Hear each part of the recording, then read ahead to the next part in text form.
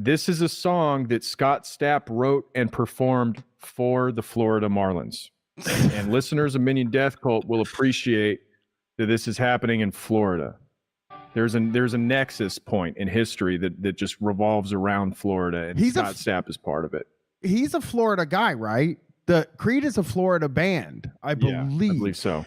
There a lot of butt came from Florida. I mean, I think a lot of butt came from maybe the Midwest, but I think a ton of it came from Florida too. You know, you guys. Yeah.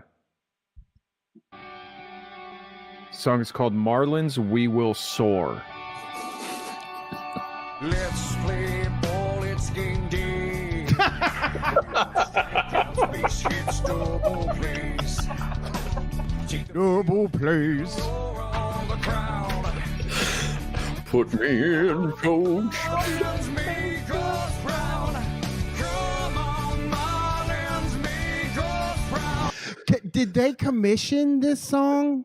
Is that? I don't know how it worked. I don't know who asked for what. I just wonder. It's like if he just wrote this, it's really, really embarrassing. Like because he's like double play, no rain delay. Hot just, like, throwing in dogs. every baseball phrase he could think of. Hot dogs. Hopefully they're warm.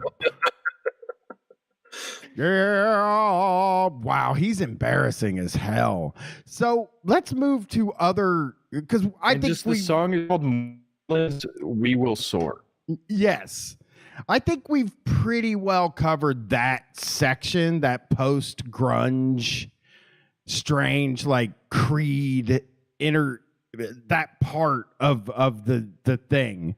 Can I make one request before we close the book on? Sure. Well, I mean, maybe we'll get to this. I was going to bring up like as the prologue to Creed being Seven Mary 3, as far as like the direct precedent for Scott Stapp voice. Yes. I'm funny. so glad you brought that up. Yeah, you and I, Tony, came to Seven Mary 3 on this episode independently because I had a list of bands and songs that made me like that you know, evince 90s butt rock to me, and it's Cumbersome. Like the fake deep voice in Cumbersome, and then Brian sent me, I think it was your playlist of like songs. I was like, there's Cumbersome. That's right. Let's get some Cumbersome though. Yeah, let's hear it, please. I fucking can't tell you how much I love this song. It's fucking great. It's so good. That right there sounds good, but then when his voice kicks in, it goes off. Here it goes. She calls me to laugh and I will.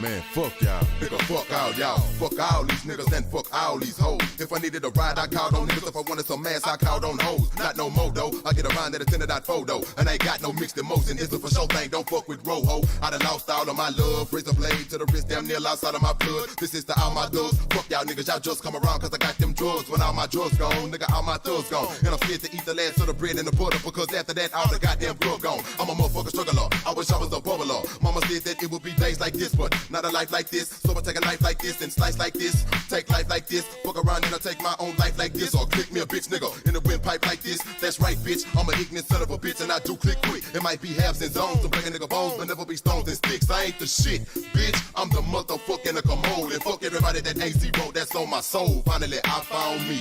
Man, you hoe ass niggas can fuck, eat a finally, meal. I found me. Fuck all of y'all. Man, fuck you hoes. I Sick found ass me. dick, you know what I'm saying? Man, fuck, Murder. finally I found Murder on me. every last one of you hoe ass Man, niggas. fuck Straight you, up. I found me. I used to be a cool cat, not victim of the blues cat. I got tired of motherfuckers taking a nigga for granted. All I got is my mind, I can't lose that. I'ma use that even though a nigga mind gone, that ain't lost cause I know where it's at. Just on another level, them boys around here for the paper stack cause I'ma go where it's at. I sound like a big nigga, but I'm a good nigga. Therefore some of y'all try to bogart, push a nigga off and get that ass count late night on the back streets hollering, oh lord, it ain't no mercy. I still wanna see you bleed because I don't give a damn no more. Niggas E3D2 and wood hollering out, fuck you hoes. Finally I found me. Still gorilla mobbing and the death ain't changed. I just peeped the game to see these niggas be shape. Over the years, I seen a lot of niggas turn fake, ride dick on a cooler than a house be ready to see me and I'm off to learn a lot of things. Man, most of these niggas be around for the fame. It ain't no more love left if you ain't kidding. If you get up in mind, you gon' meet your end. I'm one of a kind. I think you better check yourself. It don't mean a damn thing if I shake your hand. If I ain't too enthused and I got on the me, man, you better stay on no, cause I'll beat your ass. This gorilla mob this and gorilla mob that. I think you better get back and shut the fuck up. For you straight step off and get fucked up. Nigga trend, nigga D0, take nuts, so don't come around now, bitch. We done showed everybody all kinds of love, and I ain't got no lip. Didn't nobody wanna care how we felt. That's why I'm finna be alone till I meet my death. Everybody we was cool with, fuck you too. And everybody who was hating us, fuck you too. It just took a little time for me to find myself, and that's why we get rich all by ourselves. Hell nah, I don't wanna ride to the show, finally nigga. I found I me. wanted to ride to the store yesterday. Man, Where you fuck was at then, hoe, I nigga? found me. Man, you hoe ass nigga. Man, fuck, finally I found me. Friends, partners, man, fuck all you y'all. hoe, You know I what I'm found saying? watch back and identify yourself. Nigga, one more step and I'ma cock back every weapon I pack. Fuck around and foot or fry yourself. A punk ass petty milk. No remorse is gonna be felt. When I be dealing with a less than G individual nigga with an AK shot is gonna be felt. I never did trust no bitch. Let alone trust no nigga. Fuck all of my associates. But in the life of a lifeless motherfucker like me, you get what you're supposed to get. Pussy in the middle of the forehead. I wanna see my foes dead. And I smoke one of these old busted up assholes. Old trailer trash assholes. I live like 1T. And I don't speak to the non-kin no more. Nigga, they know. Coming around my niggas, the woods is a no-no. Cause I got a fofo lay low. Please, every time I open my mouth, motherfuckers would never believe. That's why nigga trip a little bit with a razor blade. And the reason I wear long sleeve. Y'all can't help me. I don't want your help. I just want some. Leave me alone. I don't wanna go to the club. I'm cool in the streets, bitch. Just leave me to roam. Don't call my cell phone. Kid folk don't give a damn if I get one of my dome. Fuck you, dilly. Y'all don't understand my zone. Finally, I found me. Man, I don't need Man, now fuck, one of you hoe finally, ass I niggas. found me. Now one of you hoe Man, ass fuck hoes. you hoes, All I you found doing me. is dropping salt Man, and kissing fuck, motherfuckers' finally, I ass out found here. me. Fuck all of y'all, nigga. Man, fuck Foes, you hoes, I found friends, me. all you hoe ass niggas Man, and hoe ass fuck, hoes. finally, I I don't found need me. now one of you motherfuckers, man. Man, I can do fuck bad by you my hoes, I goddamn found self, me. but guess what? Niggas Man, don't get fuck, rich like finally, this little I nigga found one me. beat. Fuck all of y'all, man. Man, fuck Suck a you nigga hoes, dick I and found die, me. ho. It's Ridge motherfucker forever. Zero. The motherfucking crooked. Know what I'm saying? I ain't having it that rip rap, man. I don't buy wolf tickets, you know what I'm saying? So selling hoes to another nigga. You feel me? It's 2K1. Bitch. Forever. Screwed up click. My nigga ain't gone nowhere. Still chopping the double beat, nigga. Tap, tap. Here is our first clip from Mankind Kristen Davis. The sign of real intelligence, self-deprecating humor, able to laugh at oneself. I'm not very good at that. I have to be honest with you. I think that's my favorite thing he's ever said because he said the real sign of intelligence is self-deprecating humor. I'm not very good at that, to be honest with you. That could be the most honest thing I've heard him say. Yeah, that was a moment of self-realization that does not happen very often with Mancow. No, but there's more to this. But I have a sense of humor. And I have found that people that don't have a sense of humor are, the regular people, salt of the earth. The morons, the dipshits. And really, the masses, many of them they have no sense of humor. And in Chicago, the ones that don't have the sense of humor are also drinking lead in their water for real, and they're real stupid. Yeah, man, keeping it real. Yeah, you're not keeping it real. You're keeping it real stupid, real violent, and real quick to violence. And that's what lead does in the water. That would be one thing I would campaign about. But we're So if he does make the decision to run, okay, then that's something you got look forward to. I'm going to Chicago if he does announce his governor run, because I'm 99. He keeps hinting at Like you're moving there? You're saying you're moving? No. there? Yeah, I'm moving there to volunteer for him. Actually, I have to go door to door for him. So here's a little more. Not one girl with implants. what's my type? Okay, so he for some reason asked this woman what his type is. So Exactly the type of girls that work for me. No, you remember my type? I told you. Yes, brunette, small.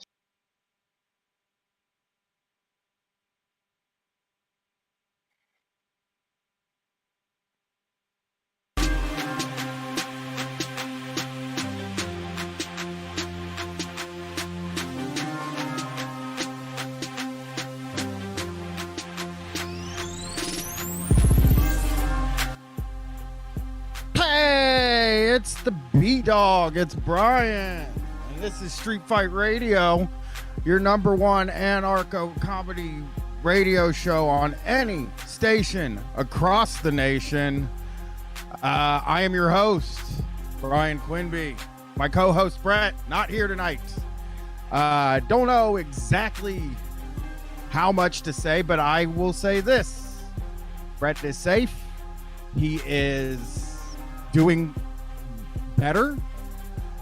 Yesterday, since I talked to him, I just talked to his sister 2 minutes before we went live, and she's taking care of him really well. He'll be back when he gets back. You know, I'm gonna let him take his time, and I'm gonna hold it down until he's back, and then I'm gonna go. No, I'm kidding. I'm not going anywhere. But I gotta be funny. You know what I mean? I gotta fucking joke around. I have been since Wednesday, about 45 minutes before the stream was supposed to go off. I have been going since then. It's been a time. It's certainly been a time, but we have talked, and he's not mad. I'm not a pig anymore. He is not mad at me currently, and everything's pretty good. Now, what I'm gonna need help with this week is calls. I need phone calls because I'm here by my fucking self, and there's no calls, so I can't even go to the fucking phones now. For fuck's sake, man. There's usually 5 calls when Brett's here, but when Brian's here by himself, 0 calls. Street Fight Radio. So, I don't know. It's been, when something like this happens, it generally takes up a lot of your time, and it seems to be that's what my weekend. It seems to be like that was what was going on, and it was pretty fucking it was a crazy situation, and hey, I truly think this is very good, and that, let me say this, okay? I'm gonna say this real quick. 4 months leading up to this, Brett has expressed that he is trying to get in somewhere to be seen. He talked to one of those online BetterHelp psych doctors because that was all he could get. Everybody was giving him these like crazy amounts of time he was going to have to wait. Everybody was giving him like, oh, it's going to take this long. It's going to take this long. So he had to go on and do one of the online gimmicks. You know what I mean? And they prescribed him stuff, and we all missed the warning signs. None of us caught it. So we talked yesterday or Friday, and I don't know what he knew of what I was talking about, but I kind of said I wish I would have caught it. I'm really sorry. And I think people, I think it's unfortunate and something that I've been thinking about a lot. And, I'm fucking stupid, man. Like I'm a ridiculously stupid person, but over the past 3 or 4 days, I've gotten several messages from people, saying, hey, I had a friend who went through this. I had a brother who went through this. And all these people had gone through this. And I think that the doctor should be responsible for people that he prescribes medicine to that can cause things like this from happening. And I think that I think it's really, really shitty that there is this person on the computer that says, hey, take these this much, and then he never has to talk to that person again. That person is never accountable to anybody ever again. And that person can just go off the face of the earth. Now, I know that there's no way that we can, what are we going to do? Make the doctor check in and stuff like that? Well, yeah, I think it would be a good idea if the doctor is prescribing these medications and they don't hear from the patient, that maybe they should check in, because these medications can do these things. And I'm not against the medication. I'm on medication. You know what I mean? And I don't think that I'm not against them. I don't think that they're wrong, but you know, I'm a different kind of person. If I'm on something, I want to make sure that it's going right. And I go to the doctor and I do all the stuff. But like, again, I just feel like these online psychs, maybe it's good. Maybe it gets medicine in people's hands that need it. But it was really painful for me to see what happened. And you know, I'm not going to talk too much about like what it was like what it was like from our end, like as in people in his life. But I'm going to say that like it was it was tough. It was really, it seemed like a very irresponsible choice by a doctor, and that maybe that doctor couldn't do anything, but I just don't know. I don't know about this stuff, but yes, I totally fucking agree with everybody too, that it's like, the reason I say I'm fucking stupid for not catching the signs is because when you look at it now, I mean, there were signs on the air. There were signs on the show you could see. I didn't fucking think they were signs, though. We do this show on various substances and stuff like that, and at times like we're goofing, and it's really hard to tell when somebody's goofing and when they're not, especially when you have the types of sense of humor that me and Brett have, which is almost like a gallows humor where we goof on bad stuff. And you know, I didn't know. I didn't catch it. We weren't hanging out as much at this time, and I don't know. I feel real bad about it. And I don't think he's holding me responsible for it or anything. I have talked to him. And right. So people are saying he seemed different on the last show. What happened about a week ago, Wednesday. So it up until that show we did at 5:00, everything was relatively normal. So yeah. This was like this was sort of out of the blue for a lot of us. And you know, I don't know. I you know, the last thing I'm going to say about this is that I hope he takes time. He knows I'm going to be here, and he knows his seat is here, and he'll be back when he's ready to fucking come back. And on Wednesdays I'll have co-hosts, and on Sundays I might have co-hosts, who fucking knows. And I'm going to keep fucking doing Street Fight. Never going to miss a fucking episode of this show. I'm not going to let you. Luckily, I was out ahead on the Patreon, and that's how I got a show out Wednesday. Like a fucking master.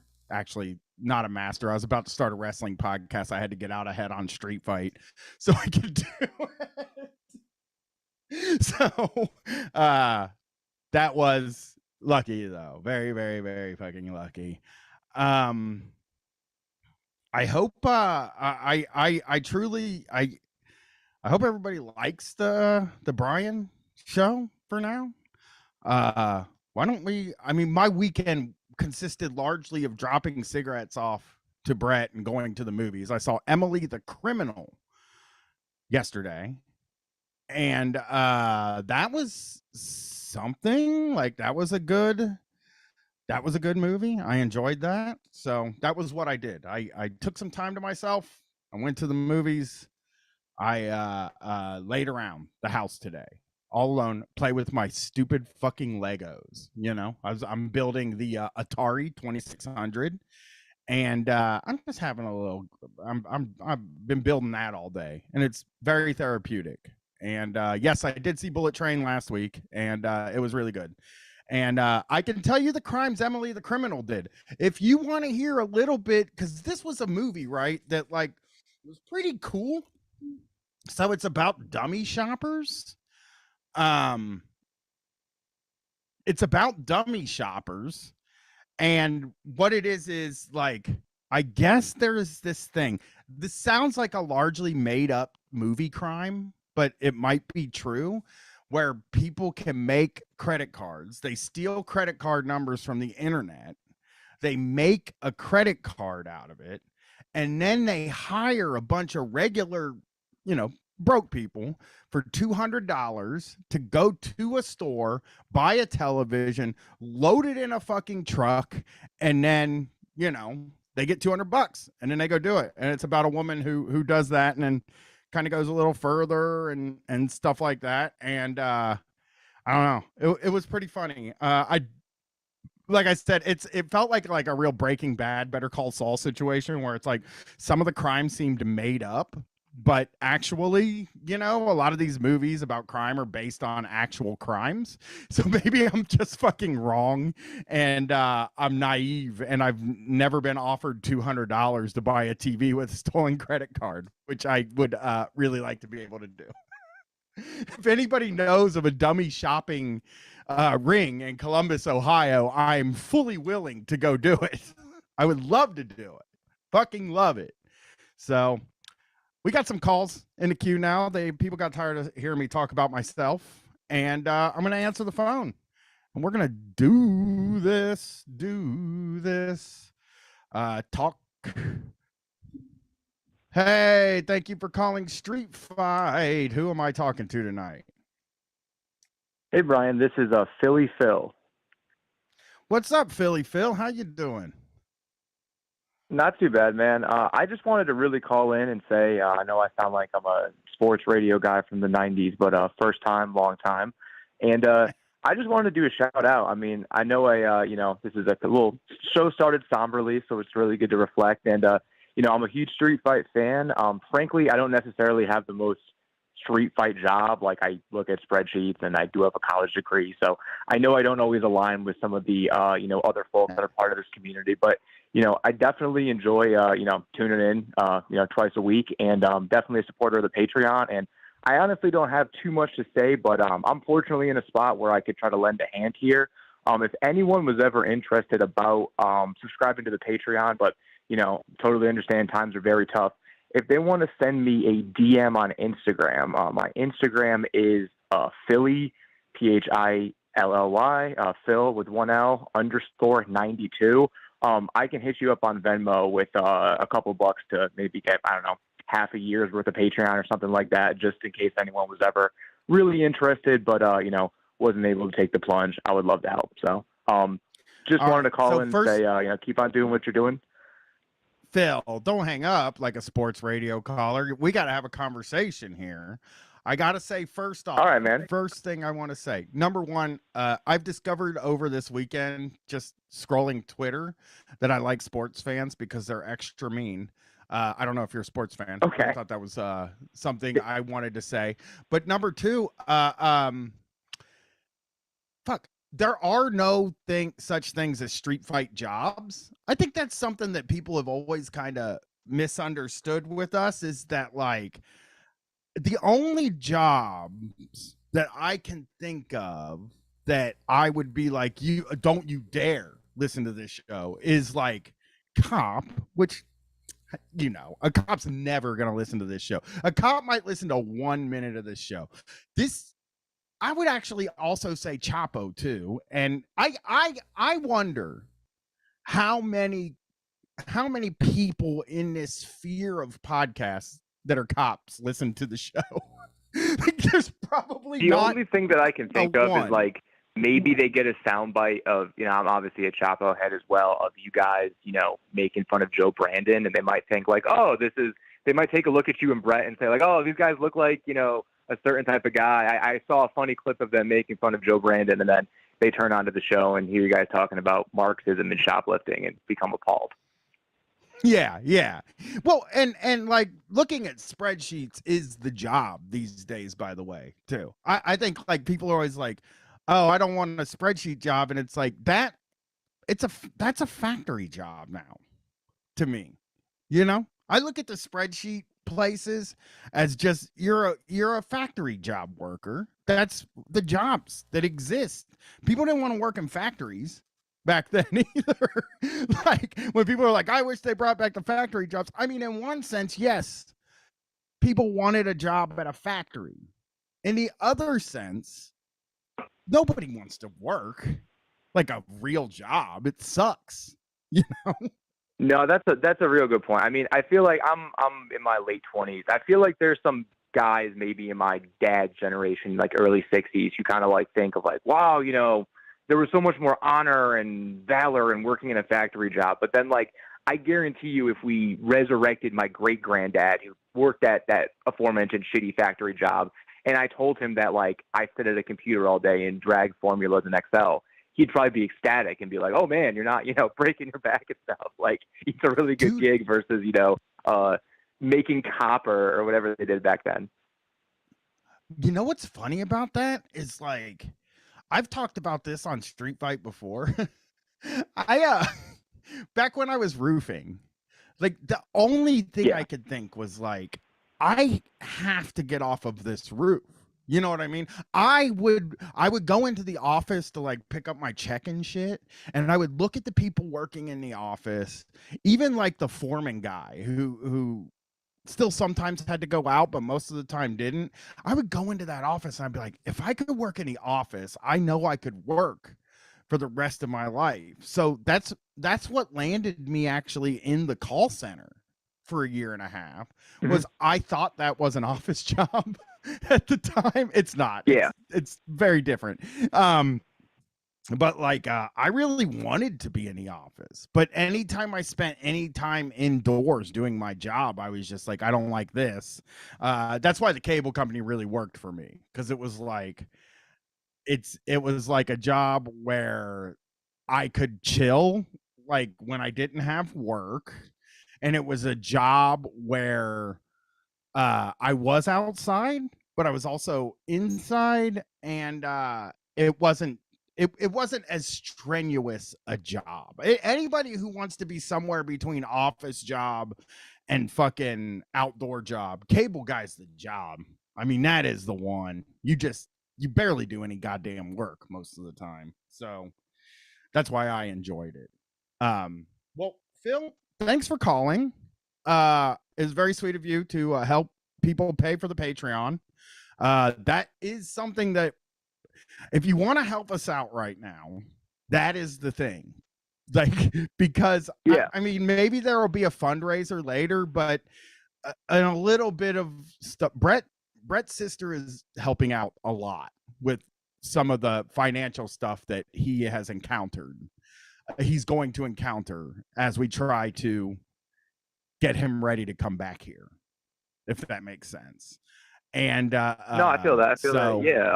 Yeah. I can plug it again. It's going to be it's going to be Philly Phil. So again, as you would spell Philly with 2 L's and a Y, PHIL, and then underscore 92. And you mentioned sports talk radio. I know obviously you do Shocktober, but you should look into like Mike Francesa. He was this guy. I'm not sure if you're familiar with him. He was big in New York for a while, and he was people called him the sports pope, and he was like just a lot of shenanigans with him. I mean, kind of a shock jock, but mostly in the sports sense. But like a lot of the appeal of his show was him like verbally abusing and berating the callers. So you know, if you ever want to branch out to maybe something a little bit different, as apparently you are now a sports radio fan guy, Mike Francesa, check him out. I'm about to blow your fucking mind here. If you scroll back to, I believe it's 2018 on the Patreon, I did a series with Chris James and Adam from what used to be Southpaw Sports called March Madness. And I did an entire episode about Mike and the Mad Dog with Will Menaker. And It's Oh, very shoot. funny and very fun. And I also did Jim Rome, Don Cherry, Colin Cowherd. It's basically Shocktober with sports talk hosts. So, Well, that was before but, I like- saw the light. So, yeah, I'm going to have to do some scrolling back. But looking forward to that. But, yeah, man, thanks a lot, Brian. It was a great first-time call. I'll be back. Yeah. Call again. Thank you. Yeah, it's crazy. The Patreon wasn't popping as at that time. And well, it was. I mean, that was like the glory days. I think that was one of the higher places. But I think a lot of people I've had a few people say you should do a Shocktober about sports talk. And I did. I did like 7 episodes about it. They were very funny and very fun. So obviously, if you're thinking about getting on a Patreon, March Madness, just search March Madness and you'll find it. Thank you for calling Street Fight. Who am I talking to currently? Hey, Brian, this is Justin from Iowa. It's funny how it had said it spelled your last name wrong here, but I knew it was you anyway because it Oh, my doesn't name was on your auto-screen. caller ID? So it's funny because they do they do an auto screener. I don't know who or what. I don't know how it works because I don't call the show, but it says, "Hi, this is Justin Connor," and I'm It says, "Hey, this is Justin Connor, and I'm calling about Easy." So you're calling about Easy. What? The word. Oh, Yeah, that's what it didn't ask me to say my name or anything. It just said, "Hey, thanks for calling. Wait for the beep." So I don't know where that message came from. It's possible that so I don't generally run the call queue. So it's possible that Brett had you on auto screen and it has the last time you were on the air. So this is probably from September 19th, 2021. So if you can remember what you were calling in about on September 19th, 2021, then we'll be able to solve this problem. Shouldn't be a huge deal. Yeah, we at can all.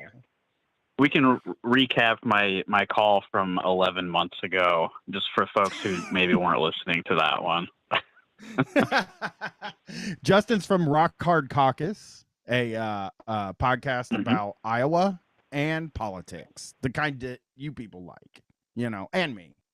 I don't know why I just said you people. You want to hear something funny, Justin? I'm just going to talk about this now. And if the person's listening, I'm sorry that I've been thinking about your comment all day. So I'm just going to talk about it on the show right now. And if you feel like I'm being mean, whatever, I don't fucking care. I thought you were mean. Guy got mad at me last night because I said I like the sports talk radio callers because they're mean and they give me feelings like I used to get when I listened to Opie and Anthony. And the guy said, why don't you cover more positive people?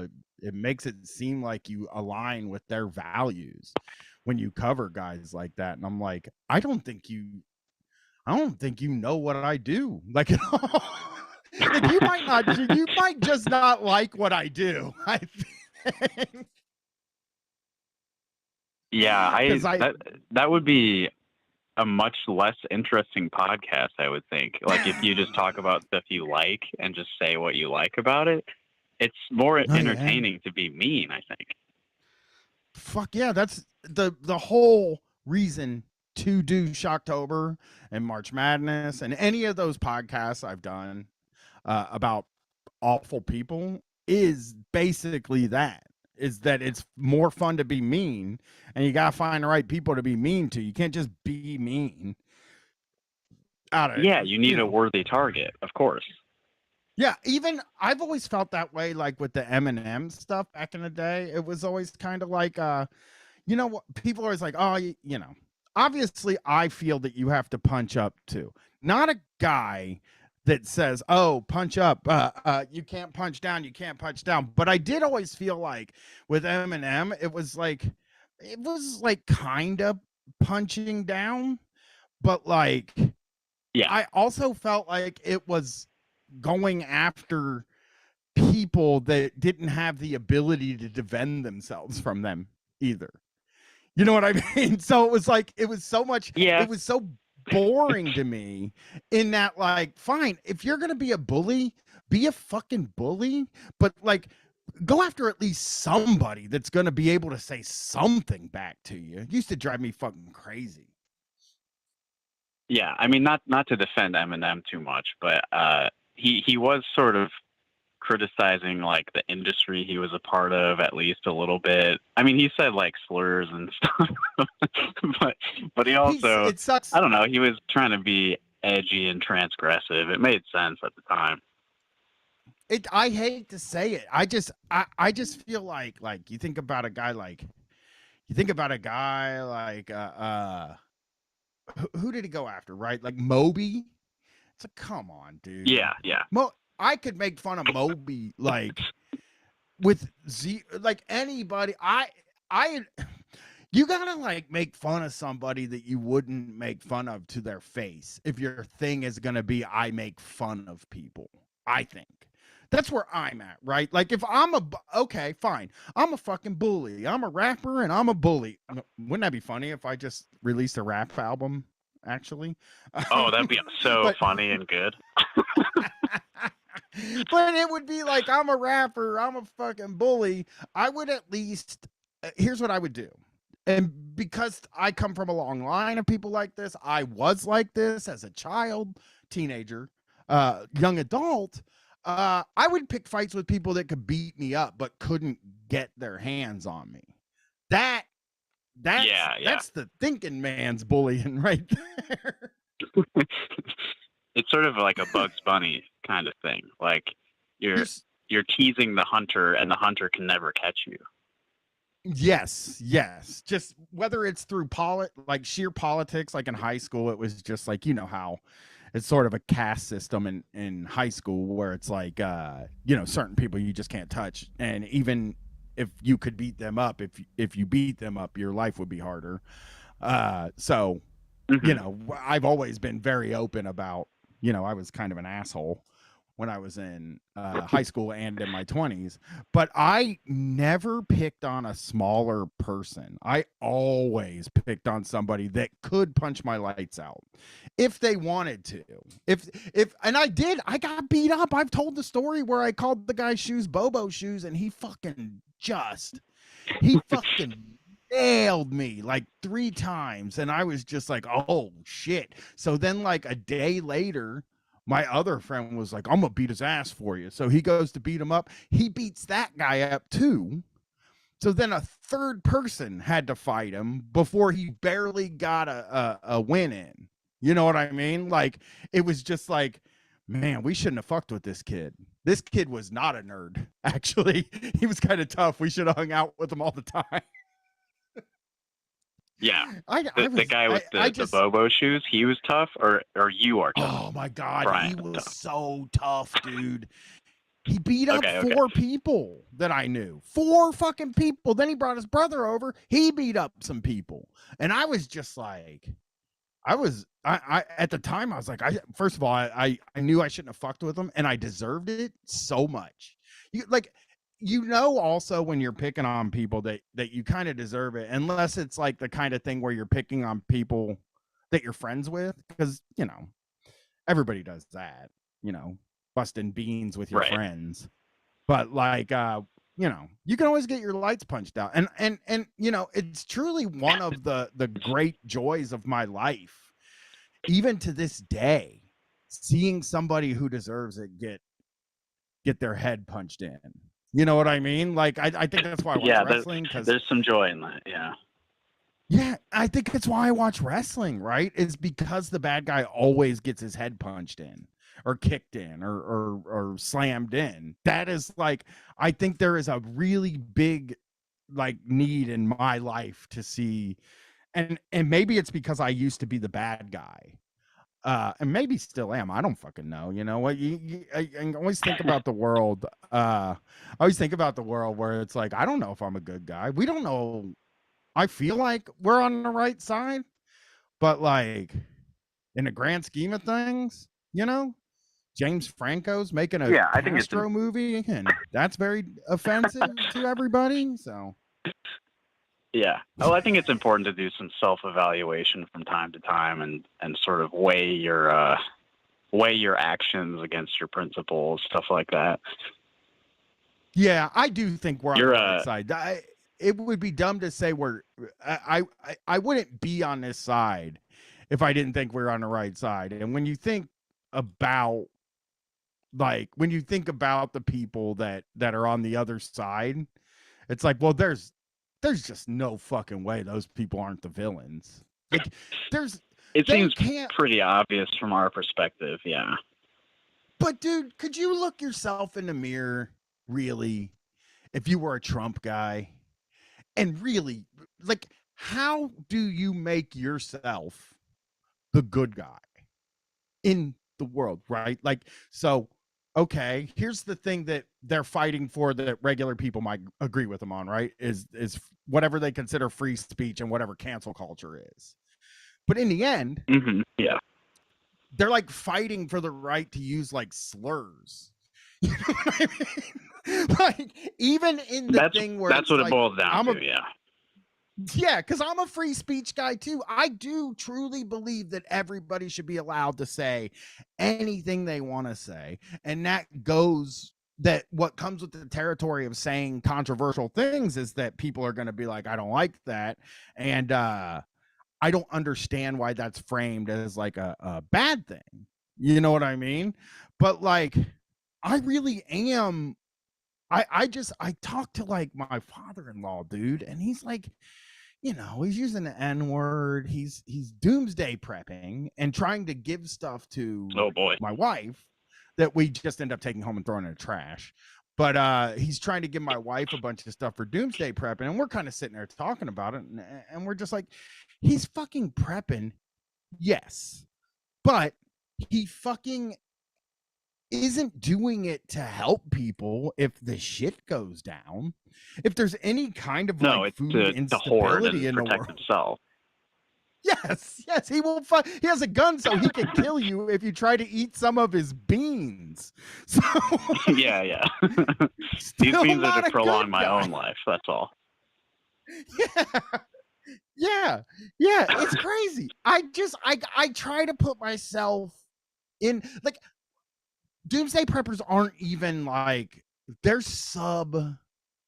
I feel like they're like even more evil than just the average MAGA guy in a way, because I think, and maybe I'm reading too much into it, the average MAGA guy might like actually share stuff with you if the shit went down, like might work with you if, you know, there may be some idea of community. Disaster. Yeah. So the prepper mentality is like, I'm going to be one of the last few remaining people, which means they're willing to probably kill or at least watch other people starve in the wasteland, you know? Yeah, me and my wife are always just like, I mean, honestly, if it really does happen, if they're right about how this happens, I just want to die like right at the beginning of it. You know what I mean? You watch The Walking Dead and it's like, I just wish I was one of the zombies in the first episode. Like, we're right there in the first episode and I'm a fucking zombie, and I'm like, well, I lived it up. You know what I mean? I don't think so. I haven't figured this out yet. I've never asked this question of anybody, but I don't know, but I don't think it hurts to be a zombie. I don't think it's like a painful thing. So, you know, I don't think you're conscious of it. Yeah, you just like it's like your flesh is reanimated, but I don't think your soul has probably exited the vessel, right? Right. And that's what I'm saying. I fucking totally wish that I could just I really wish I could just be a zombie. I just, and that's Doug CL in the chat's like, if we ever get to that point, I can't take a crap in a working toilet anymore. I'm checking out. Exactly. If I got a shit and it doesn't go into water, I'm fucking done, dude. If I got to smell my human shit, like more than I do now, you know, because once it gets in the water, it's less bad. if it got really bad, I just want to get killed, man. Like I'm not a survivor, Justin. Is what I'm gonna say. Yeah. I am 100% like not a survivor. I'm not a prepper. I live in the fucking city, and I do have in my mind. This is something me and Brett have talked about a lot. I do, because when we toured a lot, which now it sounds like that might be coming back. Maybe I got a TV release date. Oh, you did? Sometime. I did get a TV release date. I don't know if I'm allowed to say it, but I am allowed to say. Okay. 2 months. It's within 2 months from now, I think. Okay. Well, you should tell me the date. Justin, it's a holiday in the fall that a lot of people love. And that's all I'm going to say. All right, Don't cool. say it out loud. Yeah. It's a holiday in the fall that a lot of people love. And that's the day the TV comes out. Will not be moved. Will not been assured it Definitely, will not be moved. Let's see. That's going to be probably Labor Day, right? That's the one that we all love. It's a the different fall holiday that everybody loves. It's Columbus Day, right? That's everyone's favorite fall holiday. That's conservatives' favorite holiday, though. They love that day. They love that day so much. I'll say this about. I'm glad it's Indigenous Peoples Day now, because I absolutely, truly, truly do love bank holidays where charges don't go through that day. That's just real. Those are gone now, largely. I've had charges go through on Saturday and Sunday now. It's a fucking ripoff. It's bullshit. You used to get like Saturday and Sunday were like free days, and then if you had a holiday Monday, that was also a free day. It just gave you time to you got some time to breathe. Stuff. I got time to breathe. You got a little check time. Somebody in the chat asked TV release date. Yes, there is a TV show on Means TV, and it's called Street Fight TV, and it is all the way filmed and done, and it will be out. So I hope everybody is excited for that. I haven't seen it. Was asked if I wanted to watch it and said no, because I don't want to see it. I just don't ever want to see. The first time we ever did anything, like super on a large scale was 2016. We did a live show with Chapo at a place called Everybody Hits during the Democratic National Convention in Philadelphia. And we filmed it to put out and sell on Vimeo. Might even still be out there. Don't watch it. I'd prefer it if you didn't. We put it out there to sell. I got it, and I watched it, and I hated it, and I was miserable, and I ate shit at the show, and it was I don't want to turn a thing that I felt like was quite an accomplishment and really, really like making the TV show. I felt accomplished when it was done. I think it's very funny. The concepts are very funny. Nick is really good at shooting stuff and all that stuff, right? Like, I feel accomplished, and I don't want to watch it and be like, that's not fun. I hate this. I'd rather just let everybody else tell me it's funny or not funny, and then I'll deal with the fallout after that, well, you're very self-critical, right? More than ever. JB in the chat says, why did you guys hate that so much? When you make a TV show, you have to do the same thing over and over again a lot, and it fucking sucks, and it's not fun. And then you gotta like act like you're having fun for parts of it, or other parts where you don't act like it. But you know what I mean? Where it's like, it's a lot of repetition. I'm sure that's what it's like making an album too, is my guess. You got to keep recording the same thing over and over and over again. Yeah. Most kinds of music, it's like that. Yeah. You gotta. Yeah, except for you jazz. gotta get the I know best you're a take. jazz. Yeah. I know you're a jazz guy, so you don't have to do that. Oh, I don't have to do it. I do kind of I do kind of like the podcasting of music where it's like, I don't want to waste time. Just like record an hour of whatever, and that's the music, you know? Yes. Yeah. I mean, I like that way of doing it more. I mean, I what do you think of, like, what is your opinion on the Mars Volta? Like, is that, you think, how they do it? Or do you think those songs are written? I bet they do both. Like, I'm sure they have some stuff that's like super meticulously composed, and then I'm sure they have some stuff that they just like riff in the moment. Mars Volta got to be the last time I liked a song more than 3 minutes long, I would guess. There was this little period of time. I've never gotten super into them, but I've liked the little bits that I've heard. Oh, you should check out, and people in the chat and other places are probably going to scream at me currently or right now. Francis the Mute, which I find to be just a truly great album. I really like it, so I would check that out. But yeah, I got really into the Mars Volta, and I got really into Coheed and Cambria for a couple years there, where I was just like, make the songs long, brother. You know, go as long as you can. Yeah, you want to do 9 minutes? You want to do 22 minutes? There's a song on Francis the Mute that I think is 36 minutes, where it's like, you want to do that? Go for it, man. I ain't going anywhere. But now I always feel like I'm going somewhere. So I like them 3-minute pop song. JC in the chat. That's the kind of music I saw them. Oh God! Now people are bringing up Dope Smoker. I tried. Oh yeah. Fucking tried so hard. I really do. There's a metal podcast we did. I think even Riley Gale, when he was on the show, brought it up, and I don't fucking tell you, that's a tough one. And Deloused in the Comatorium is super great. I'll tell you a story about that real quick. I bought Deloused in the Comatorium on vinyl. I got the pre-sale. It was like $35 or something. It was silver vinyl. It came with a book that didn't get to you until like later, you know? And I got it. I had it all this. And then I was just like, I don't give a fucking rat's ass about records. I'm serious too. I have a record player and a shitload of records. And now I just have Legos on top of the record player. I don't ever play records.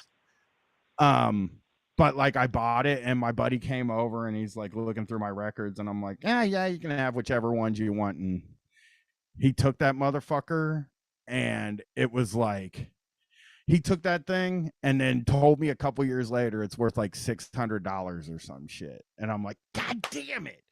That is how bad with money I am, is that even when I do have something that I actually like, that is actually worth money, I just give it to a guy. And now this guy, a good friend of mine, this fucking guy constantly, so funny, is like, you can have it back.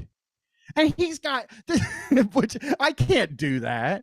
You know what I mean? Like, and this guy has money. Like this is maybe the friend of mine that has the most money. They go on, you know, they went to like a big vacation in some place that rich people go and stuff like that. I can't take the record back, even if he has offered it. Well, you should. Go ahead. You should just steal it back. Like, even though he's offered it to you, you should take the opportunity to sneak into his home and steal it back. I can't do it. I can't fucking do it. Psychic Gasoline said I had a friend steal 5,000 Magic cards from me and a Sega. I had a friend growing up that would steal our fucking Nintendo all the time. Then my parents would go buy a new one and they fucking steal it again. Actually, it only happened once because my parents are like, fuck it, it got stolen. You know what I mean? We ain't buying you another one. Yeah, like the console, not like a game, but like the whole thing. Super Nintendo, or no, Nintendo, the 8-bit, and the Super Nintendo was coming out like the following year, and we knew the fucking guy that stole it too. But you know what? He fucking, the day he did it, he broke into this makes me mad to this day. This son of a bitch broke into a bunch of houses that day, ended up getting caught. And then I never got my Nintendo back because we couldn't go find him and whip his ass because he was in fucking jail and then on house arrest for like a year. So it was like, we're never getting it back. That motherfucker got out of jail. He got out of DH, like, which is what we call kid jail. He got out and we were friends with him right away.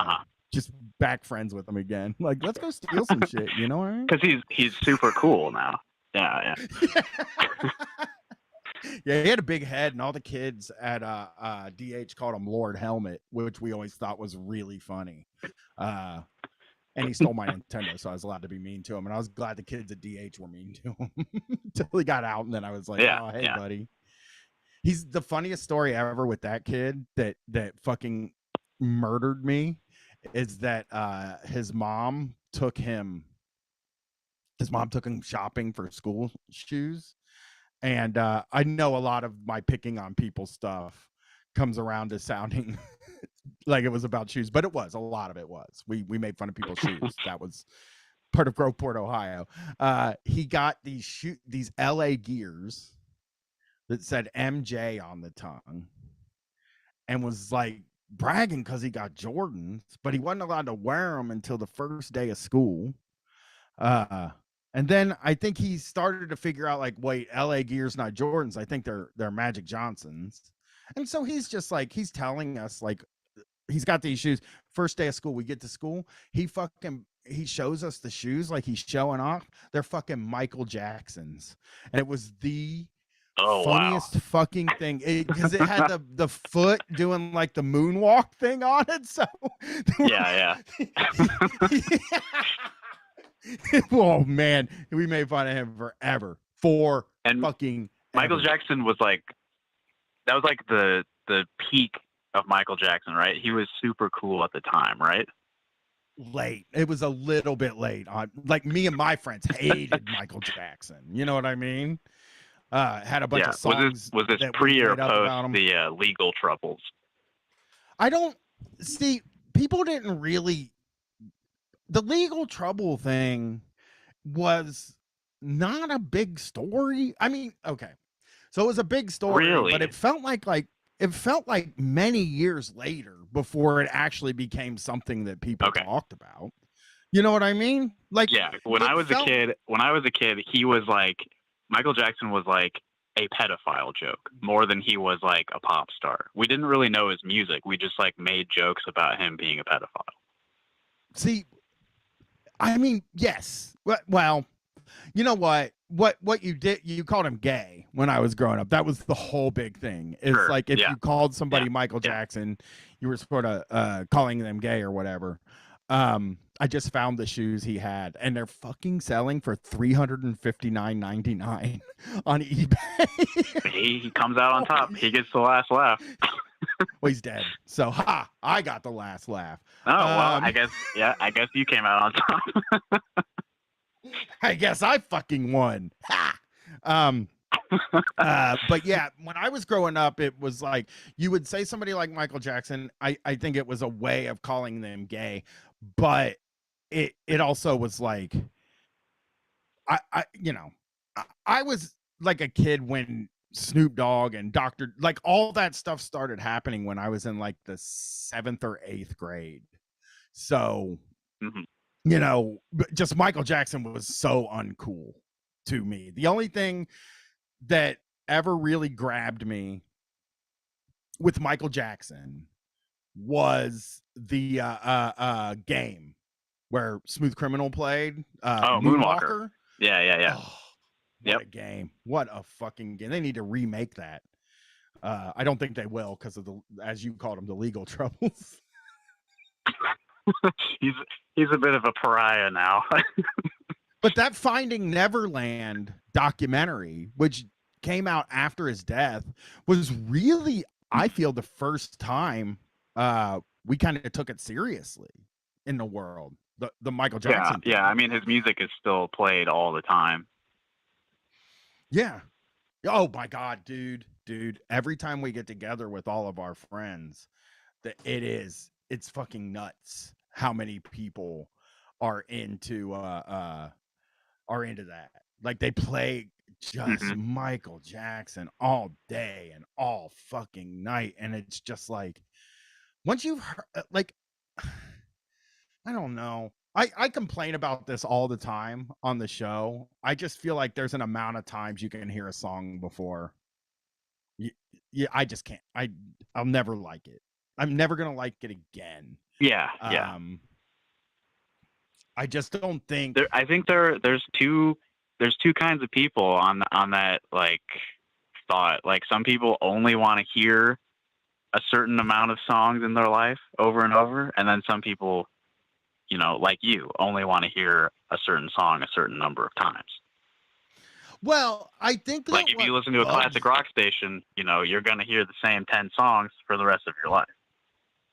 I think that what bugs me the most about like hearing songs over and over and over again is like there gets to be a point where I've heard it so many times, and then I have to say, all I can think in my fucking head is, who wants to hear this? Why do you need to fucking hear Panama? Why do you need to hear that fucking song? I hear Panama all day and all night in my fucking head. If I want to fucking get the vibes of Panama by Van Halen, I can think that in my own head. I can think Panama. I don't need to hear it. Yeah, and it'll have the same endorphin release. Like there's got to be some diminishing returns on that eventually, right? Right. I've talked about the guy that on Facebook, before I deleted my Facebook, the guy that would post, he would, I think, get drunk and post music videos all night. You know what I mean? So this guy would get drunk and he'd post fucking YouTube videos all night, and he would post fucking Enter Sandman, Baby Got Back, Even Flow, like stuff like that, where it's like, dude, what are you doing? Why are you posting that? Like, what are you trying to turn somebody onto a song? Are you trying to, for lack of a better term, virtue signal what you like? Because what you like sucks. It's too much, dude. Yeah, There's classic rock virtue signaling. That's what a concept. It's my new thing now. It is my new thing because I do it too, where it's like, oh yeah, you know, I do the thing with the virtue signaling where I say like, I'm more of like a David Bowie Velvet Underground guy than a Led Zeppelin guy. You know what I mean? So that people are like, oh, he likes the more artsy stuff, actually. Yeah, the more like the theater dad rock. Yeah. Well, and I like yeah, I mean, I like garage rock and a few other, like there was a bunch of stuff where it's like I try to say the things I like, so it points people into the direction of what's the maximum amount of cool I can look liking this. So like when I say I like Sticky Fingers and Let It, when I say my favorite Rolling Stone song is Dead Flowers, makes me feel like people are like, damn, that guy's fucking kind of cool. He's like a rogue. Yeah. He's a little mysterious over there. Yeah. But like and like I do like Lou Reed and Velvet Underground and stuff like that more than I like the other stuff, but that's still all like a piece of the classic rock canon that you know, honestly, the stuff I've most enjoyed in my life, the sort of music that the older music that I've most enjoyed in my life is like when you listen to like a Nuggets compilation and you hear like these fucking garage rock songs that were like number one for like 1 week in 1967. Right. Yeah. Those are the ones I love. I fucking love that shit. So, yeah. And when you tell people that, it's like obscure enough that you seem cool, but it's like something that they maybe are at least aware of. So it's not like completely alienating. Because I do hate that too. I hate it when you're like in a group of people and you're like, hey, what movies do you like? And then like we're all naming movies, and then some dude has to like Like, I know you like a mainstream movie. You know what I mean? Like, I know Right. Yeah. that I know you can. This is a conversation, okay? And that's the way that's the way I always think. I was like, I don't name the more arcane and obscure stuff that I like because I'm in a conversation with people, and what are they supposed to say? Oh, okay, yeah. Yeah, you want to connect with the people that you're speaking with on some level. Yeah. So, Justin, tell people where to find you. Sure. So Brian mentioned earlier that I have a podcast called Rock Hard Caucus with my friends. We talk about the news, politics, and culture of the state of Iowa. So if that is of any interest to you, you can find us online. Again, it's Rock Hard Caucus. And before I go, Brian, I want to tell you you're doing a good job taking these calls all by yourself. Don't beat yourself up too much. Oh, thank you. I appreciate it. I might have a co-host next week. Who knows? If Brett's here next week, I might have Brett. Yeah. But who knows what's next week? We're only operating minute by minute currently. All right, Justin. Yeah, I'll talk to you later. All right, see ya. Peace. All right.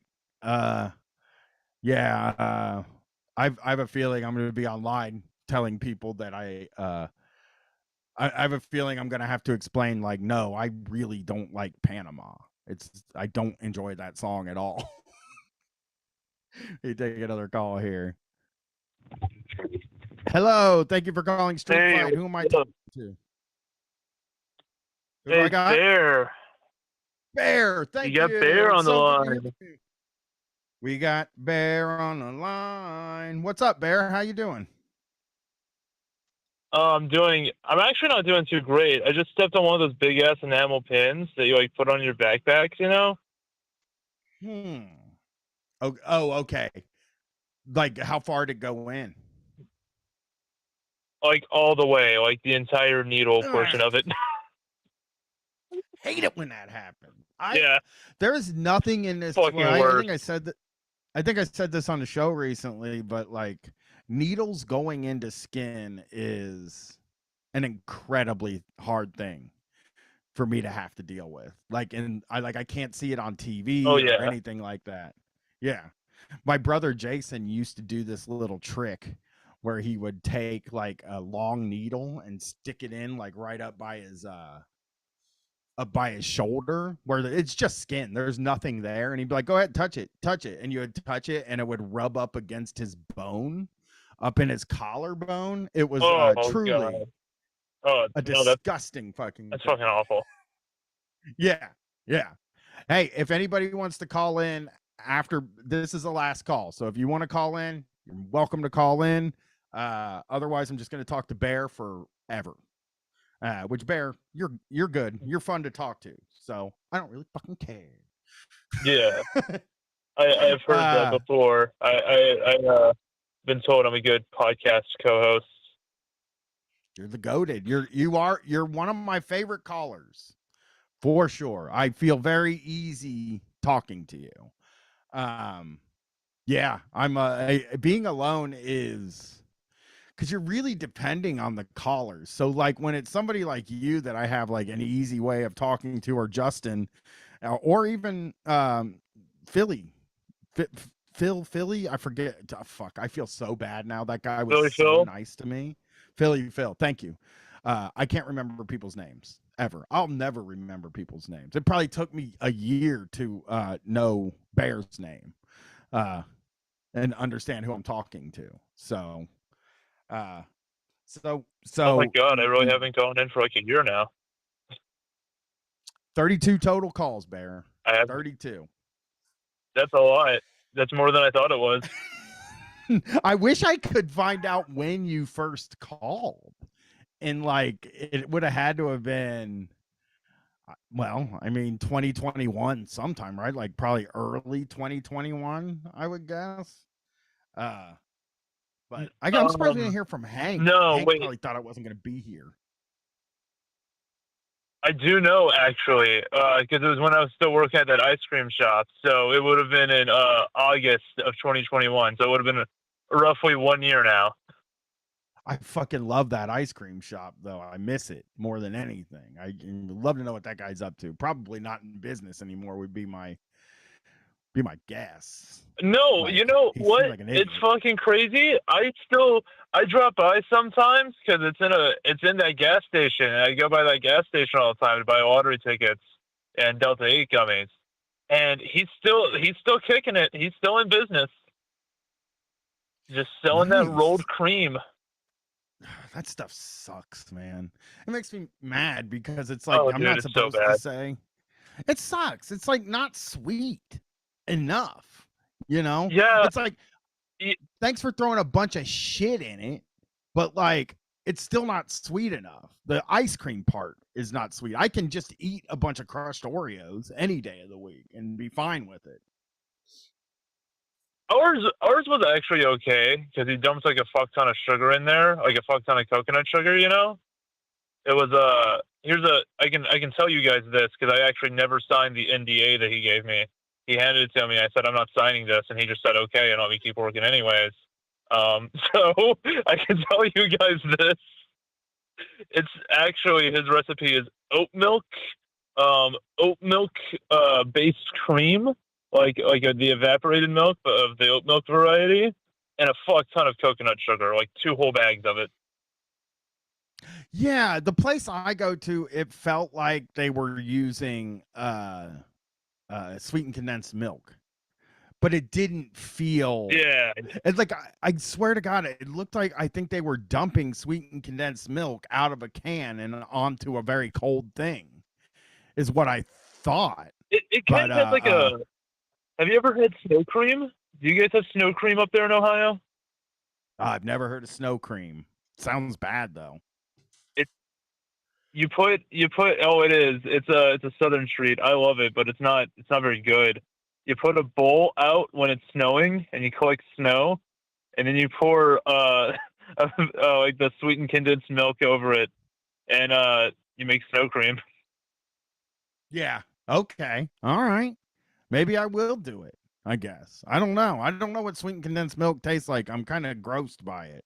I can't believe that guy had an NDA. I don't think I've ever signed an NDA in my life. I've signed those you can film me things, but I don't think I've ever signed the an non-arbitration? NDA. Yeah, no. The things where it's like the things where like it was at shows I was in, like TV shows and shit. When I've been on like shows or streaming shows or something, it's always like you gotta sign this paper. But generally you don't even have to really sign a paper. They usually just stick a paper on the wall and they're like oh yeah there's like I guess you're filming me, I guess. Oh, now everybody's telling me not to eat the polluted Columbus snow. Well, okay, that's not fair. Well, We I don't know if the live Columbus close snow's enough to bad. Atlanta that my snow is probably also polluted. I don't think there's gonna be any snow ever again that's not polluted. Somebody mentioned, I saw this tweet, and I don't know if it's true, and I probably could have gone and Googled it and read up on it, but never gonna do that. Not with information that I'm about to spread on the air. I read this whole thing or a whole thing. It was a fucking tweet, Bear. I swear to God. I just said I read this whole thing, but I was talking about one tweet, maybe two, where the guy said, that's a lot for me, though. That is a lot. Where the guy said something like, you used to be able to go outside and eat snow, but people needed Teflon on their or their dinnerware or whatever, and now you can't do it anymore. So I guess I feel like I just heard that I learned this week that you can't eat snow because of Teflon, which who fucking knows. But now you can't eat snow or drink rain. I mean like apples have more microplastics in them than anything else like in the world, from my understanding. So like it doesn't even matter anymore. You can't even eat an apple. so it doesn't matter. Does that make you nervous though to say? There's a- Because like somebody is going to definitely yell at you for that. Saying that apples have microplastics in it, or like saying that I'll eat microplastics? I mean, I'll eat microplastics. I was that way. I let Food Inc. get me for like 9 years. Didn't eat fast food for like 9 years. But after a while, it was like, well, I've been eating it all my life. So what are you going to fucking do? You know? Been eating it my entire life. Personally, whatever. I mean, like, I'm already diagnosed with hypochondria. I mean, they don't call it hypochondria anymore. They changed my diagnosis, but like, I'm already scared that like a bacteria is gonna kill me. I'm not worrying about microplastics too. That's just too much. Yeah, and they're everywhere. It feels. Oh no! Somebody said those cutie oranges are grown with old recycled fracking wastewater. That was Killdozer fan. That's great. I love cuties too. I was like really into cuties there for a few minutes. Boy, they just. I mean, I was watching my daughter, and I know this isn't actually a bad. This isn't actually a bad thing, but I was at a soccer match yesterday. I was at my niece's soccer game. She did not win, and she left at halftime. So, you know, I kept seeing this little black stuff come up every time one of them kicked or like slid or something like that. It's old tires. It's grass, turf with old tires underneath it, and apparently it hurts like hell to play soccer on. So glad they decided to use that. There's this running track near my house in one of the public parks that was made with recycled tires. That's like what the track is made out of, which I think was kind of a common thing there for a bit. But that's also like where all the local fights go down, you know? Like, because like you don't fight on schools here because people get really up in arms about that, but you can go fight in the park. So like you go fight on this old track and you would just get like, honestly, the track hurt worse than getting the shit kicked out of you most days. Like, yeah. I mean, the one time I got in a good proper fight out there, the track was what was rough. You know, like I could take a punch, but the fucking scraping of recycled tires, that was rough. That's the thing. People always think they can't take a punch, but you can. I would say that 90% of people can. They can take a couple. You know, like I'm not a tough guy by any stretch. You were talking about that kid who like kicked your ass, and so like your friend went and fought him. But like I don't know if it's just a me thing, if it's because I like played too many video games or what. But I've always just been willing to throw myself at the same guy repeatedly. Like we got this local guy. He's like a right wing nut job. His name's Michael Weaver, but he's a huge gym nut. I mean, he's fucking jacked, and he's kicked my ass at least like 7-8 times. But I'll still take him in a fight like any given day. Like I would risk it, you know. Yeah, like worst case scenario, I get like a concussion. Like who even cares? Yeah, I'd be fine with it. I mean, I don't know. I think I get in a mosh pit. We saw that right wing guy complaining about mosh pits on Twitter today, and like I just couldn't even believe that there was a guy in 2022 saying we need to outlaw mosh pits, but it was happening. And it's like that's where I got basically all of my kind of some right wing guy saw a mosh pit video and said we got to stop this. This is crazy. The world is bad. We gotta stop people having fun and like jumping around in a big pit. Why is that the problem? They think there's always every few years some fucking person thinks it's a fight. You know what I mean? Like this isn't safe. This is a fight, which I mean, first of all, these are the same fucking people who even cares how nothing is safe. Yeah. They yell about how like these kids are you know, they want the world nerfed for them and stuff. And you're like, well, they were but don't do a mosh pit. It's like, what the hell, man? They're punching the shit out of each other. It was funny. It's a good time. It's a goof. Mosh pits are a fucking goof. Aren't right wingers also like huge UFC guys? Don't right wingers love watching like UFC fights and shit? But then like I see a few too many people get in on it, and they're like, nah, fuck that. Sometimes I think right wingers like hate sports more than the left, to tell you the truth. Like it at least from my experience, like most of the super right wing people I know, they hate sports. Don't even like the white sports, which is most of the reasons because they don't like most of the pieces are just like, whatever. It's like it's because they're racist. But even like when you start talking about golf and shit like that, they're like, I don't watch that shit. I don't like sports. But people on the left I know, and people that are libs, well, libs not as much, but people on the left like sports, I think, more. I think it's the right wingers have people convinced that they're the big sporty guys or whatever. They're not. They watch fucking Pawn Stars. I've never seen. I'm only into two sports. I like NASCAR. I'm a big NASCAR guy, and I like hockey. But I've only ever seen Trump flags at the NASCAR games, or the NASCAR races. I've never fucking seen like a Trump flag or a Let's Go Brandon or any of that shit at a hockey game. Yeah. Like, and that's like the real sport out of the two.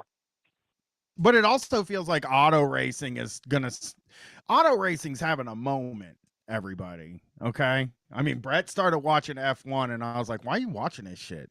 And then, but then like, Let's Go Brandon was invented by NASCAR. That's why they love it. But you can say what you want about racing, which I would say it's the sport I don't care about, but NBA, NFL, and as somebody, JC in the chat said, NBA and pro wrestling have the biggest leftist fan bases in sports. And I'm going to explain to you why. Well, NBA, it's obvious, right? Like they're allowed to be politically active in the NBA. They're like allowed to make statements, which that pisses right-wing people off to no end, especially when it's black people doing it. But then but the other thing is that pro wrestling is not a sport. I mean, I call it a sport and everybody calls it a sport, but it really is just an arty person's version of sports. I don't watch any other sports and except for pro wrestling. And I do like the athleticism, but one of the things I think I like the most about pro wrestling is like, you don't have to be an athlete to make it in pro wrestling. You don't have to be able to do nothing, really. You just got to have a personality that's cool, which that's a thing I like about it. So, but yeah, I can see it. It seems like, I'm trying to think, like they said all the rest are right wing thought. Like, so I guess the NFL, but I really don't feel like the NFL is. I've always felt like I guess so they're saying hockey's right wing too now. They said all of the other ones. Hockey can't be. I guess so. I mean, there are right wing people in Canada and in the northern United States. You know what I mean? Like, yeah, but none of them watch hockey. None of them go play hockey. Yeah, well, they're all like too busy, like blocking roads with their trucks and shit. I don't. You can't watch hockey while you're in a truck. My dad was a hockey guy, not right wing or anything, but my father-in-law was way into the Blue Jackets for quite a period of time. I don't think he watches it now. He doesn't like sports. He thinks it's a waste of time. He'd rather watch YouTube videos, right-wing YouTube videos, which I guess more power to them. But yeah, I always felt like they don't. I always just feel like I hear more right-wing people saying they hate sports than left-wing people. So I don't know. Maybe I'm wrong about that, but yeah. And if you know what, if wrestling's for leftists, then that's why I'm a wrestling fan. I feel like every time I've only been to 2 hockey games, to be fair. I went to 2 different Predators games because Georgia doesn't have any hockey teams anymore. We fucked that one up a few too many times. Rough name for that team. I gotta tell you. Oh yeah, Predators. Oh yeah, no. Yeah, you know there was. Oh that god, what I was mean, the movie's grandfathered in? There was a fucking team. I forget what they were called, but I remember it made the Predators name seem even worse. God, what was that fucking team? Yeah. I just remember it was like Predators versus like the Baby Backs or something like that. It was like some shit like that, and you're like, oh god, like. Yeah, the Predators always cracks them because when somebody says it, you can only. Maybe I'm wrong. I can only think of like one thing, and that's like Harvey Weinstein, which is Yeah. Harvey When I think of Weinstein's a Predator, I think of like big cats immediately followed by like that creepy guy that lives next door, you know? Like yeah. someone who hangs out on a wife beater a little too often. Yeah, I just don't want to be a guy playing for the Predators at all. Like it just, the word means something different now than maybe when they started. Now watch me find out they started like 6 years ago, where it's like, well, it still meant that then too. Oh yeah, But no, they're Predators- the newer Nashville team. Hold on. Oh god, I'll look this shit up. Hold on, give me a minute. Yeah, that's what I think. They probably, it's like it had to. It's so funny the way that they named these teams. 1998. Okay, so 1998 Predator did mean something different. I'm gonna give them that. All right, Nashville Predators, you're good. So No, I feel like by the time '98 hit, you already knew what a Predator was. You know, that was in '98 though. In '98 though, we weren't paying attention to none of that stuff. You know what I mean? Like. I mean, yeah, that's Bill true. I guess Clinton- not.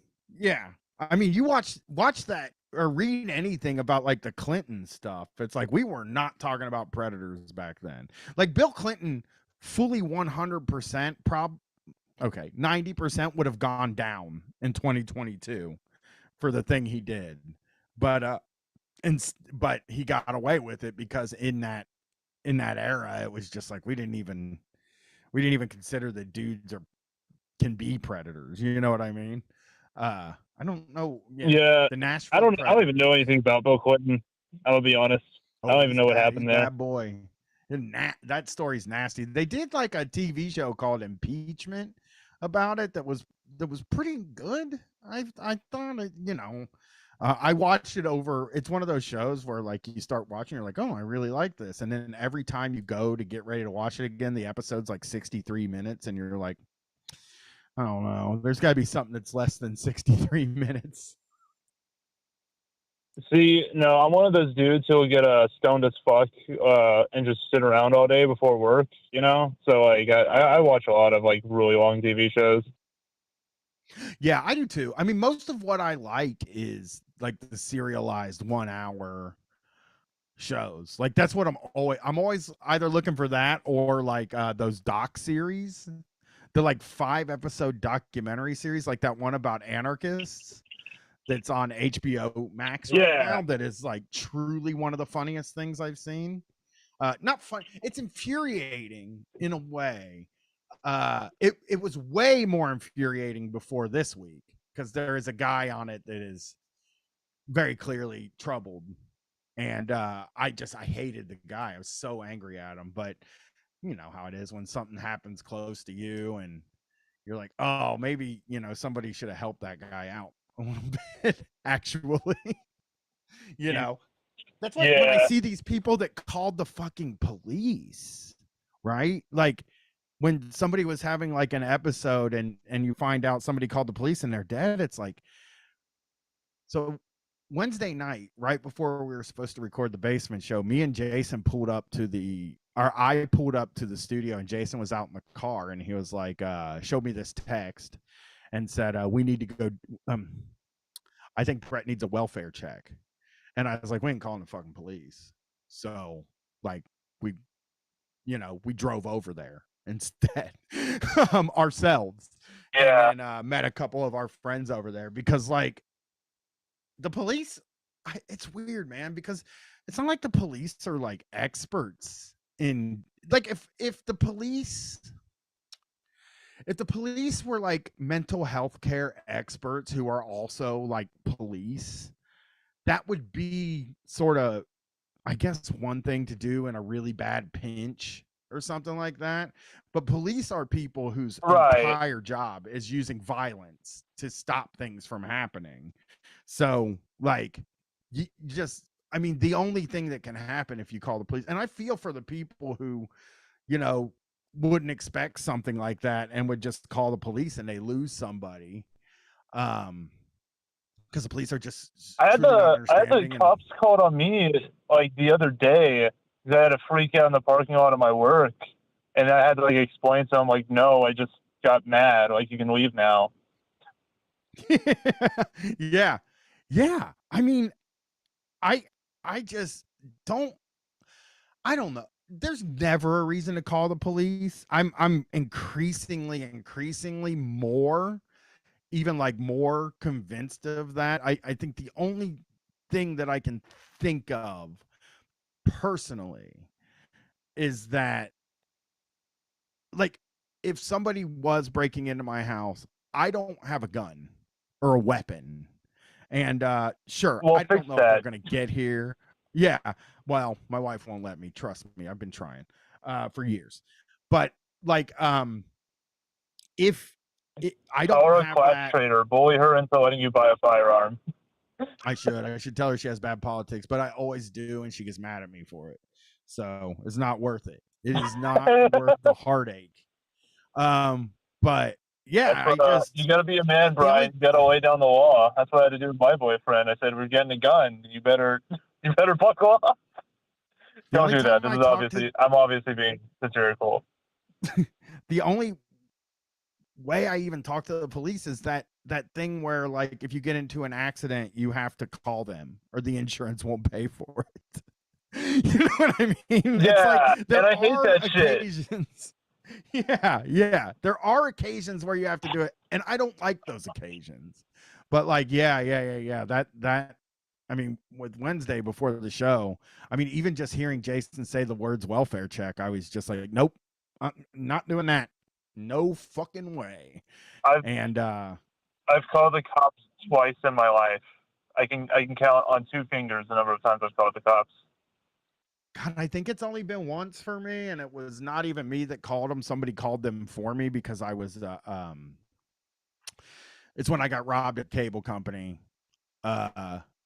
My boss, I told my boss what happened. He called the police. They came and I had to talk. But I do believe A1C EB2 ACAB. I do believe, yes, the police will not, or insurance sometimes will not cover if you don't call the police, because they have to take a report at the scene of the crime. And same thing, my car got broke into. They stole my wife's stuff. If you ever hit a deer, you're supposed to, and like you kill the deer, you put it out of its misery. You got to call the cops around here, or else the DNR will get you every time. It never fails. How the fuck did they find? I guess I don't know. How did they find? I don't know, but DNR. I don't fucking know, but it happened to my cousin. They just showed up at his house and they're like, "Give me all your guns, give me your like spotlights, give me like all the shit." And he's like, "You can't do that." And they're like, "Yes, we can. We're the DNR." And I learned to never fucking take the risk ever again.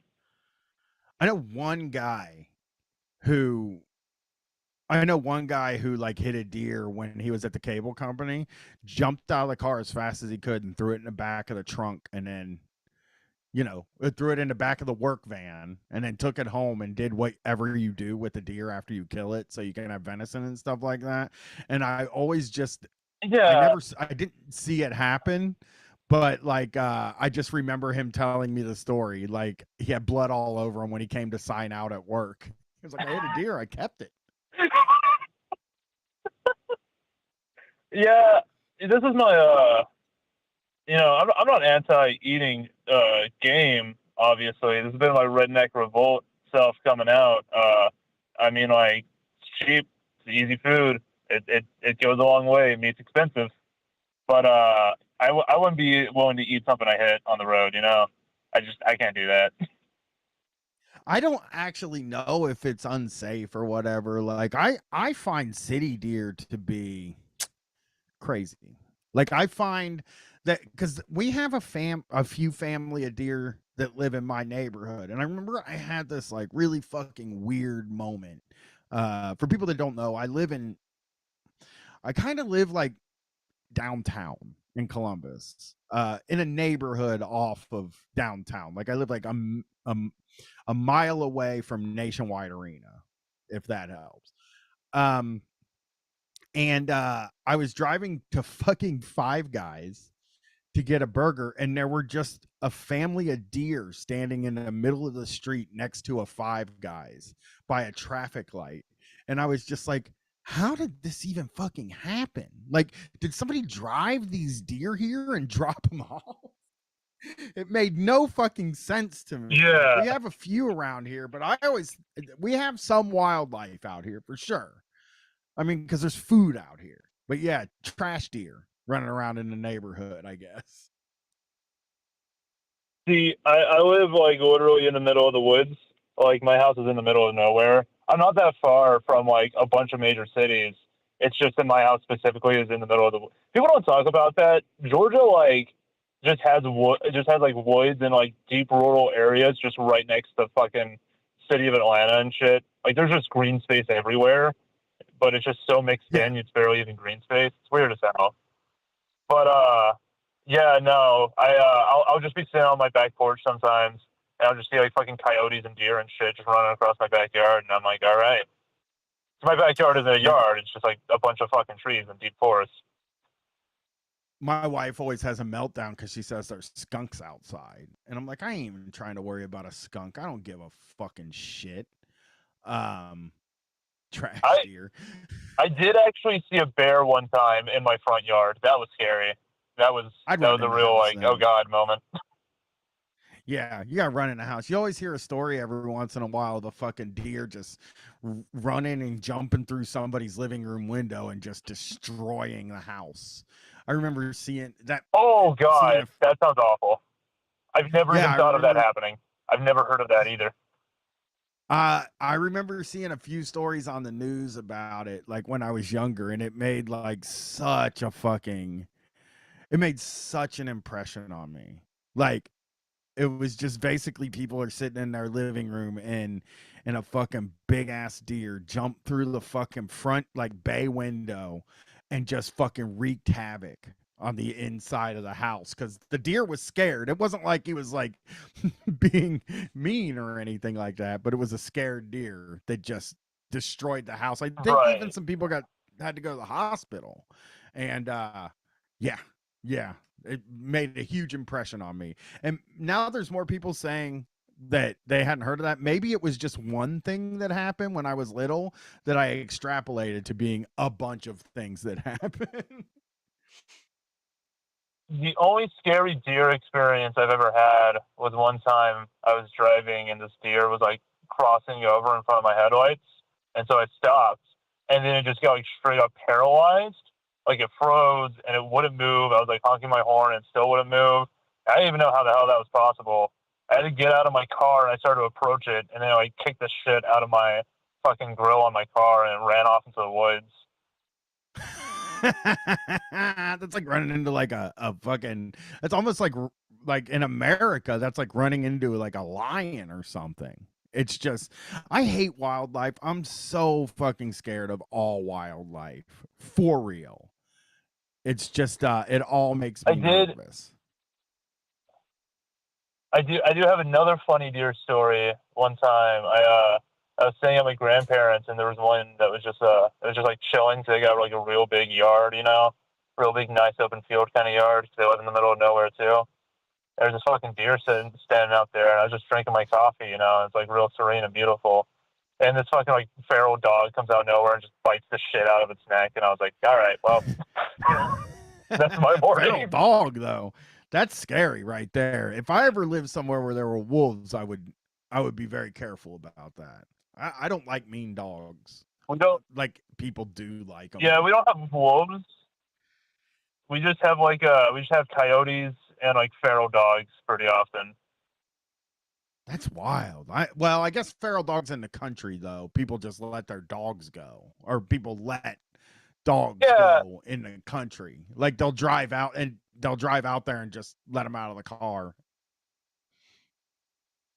Yeah, and then they're just like out in the woods, and they get like, and you know, they have like dog kids, and they're just like running around out there and doing whatever the fuck they want. So you get a lot of them. Crazy. Yeah, that's so sad. It's scary as shit too.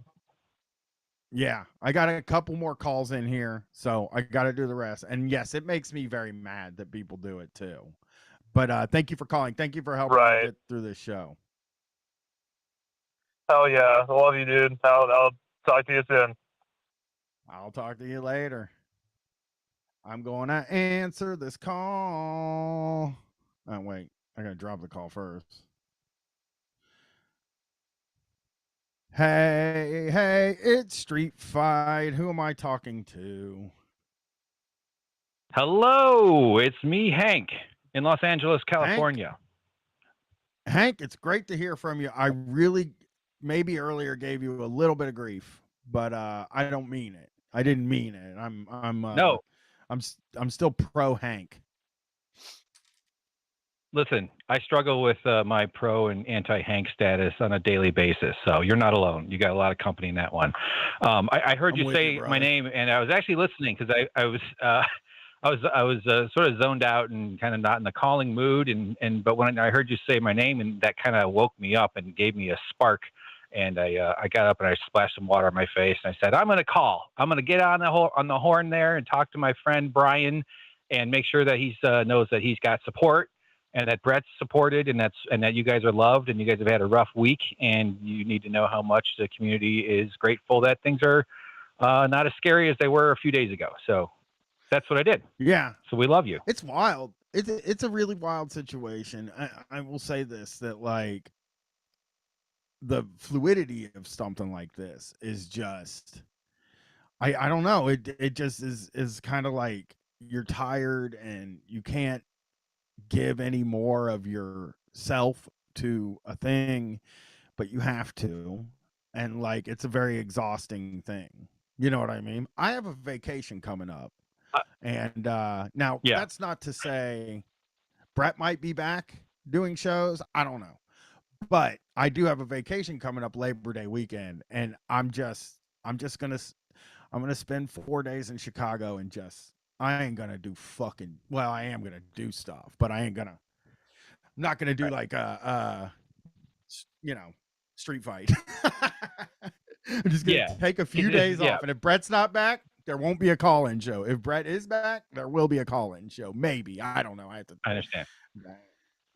Like I said, basically we've talked on the phone a few times, and it's kind of hard to know who you're talking to in these kinds of situations at that point. And as bad as I feel, it's like you just don't know who you're talking to. You don't know the person, and you're just waiting for the person to come back. So obviously I'm very anxious for that I want that to happen very bad, but I'm also willing to wait until it's healthy for that to happen. And I'm willing. The thing I said to him the first time we talked from there, what the thing I said to him was like, your seat's here, and I'm not going to take a week off. And now I'm actually preparing people that I am going to take a week off, and it's going to be at the end of September. But that's different. That's different. That's Labor Day weekend. I don't think that many people would have been listening to the show. And I think for me personally, I want to keep doing the show because I don't know. It takes something off his plate. You know what I mean? That he shouldn't have to worry about if this stuff's going to get done. I don't have anything else to do. So I want to keep doing it. It's almost therapeutic. It's like there's Legos, and then there is doing the show, doing your normal everyday stuff. And like I said, I've been doing I did another one person episode a couple weeks ago, and I survived it. So you did great. Yeah. So how you doing? How are you doing, Hank? I'm okay. Thank you. I relate to this on levels you probably might not realize. I've been in the center of a couple of these types of intense situations regarding like a very close family member's mental health. We had a coma last 3 weeks for a while. And so, no, I noticed like how tiring it is being like the one step up or sort of in the caretaker. I'm not sure that you're the only one. I imagine there's a circle of people. I'm second in command I think. I think I'm right. second in command yeah, there's at sort this of point. Yeah, a kind of a mini bureaucracy almost in a way sort of forms around these sorts of events. And like, I remember it's horrifying. It's really hard. I mean, it's so, because you're not only are you worried about the person who is at the center, you have to worry about fucking money. You have to worry about paying for shit. So now, you know, everybody's going into debt or borrowing money or spending down savings and stuff. So that's extra stress. Then you got to keep your own life together.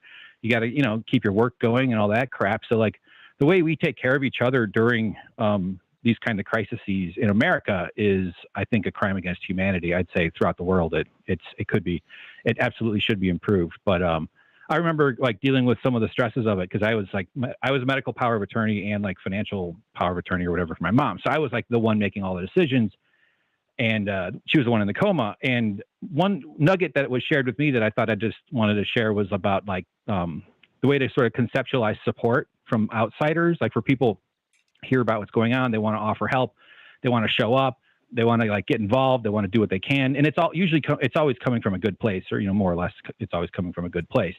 But like when you the best way to conceptualize like a support system is to sort of as like concentric circles. So like instead of someone jumping over the chain of command to help Brett, they would come to you and try to help you, because you deserve support, because it's also exhausting for you, because you know, you getting help helps Brett.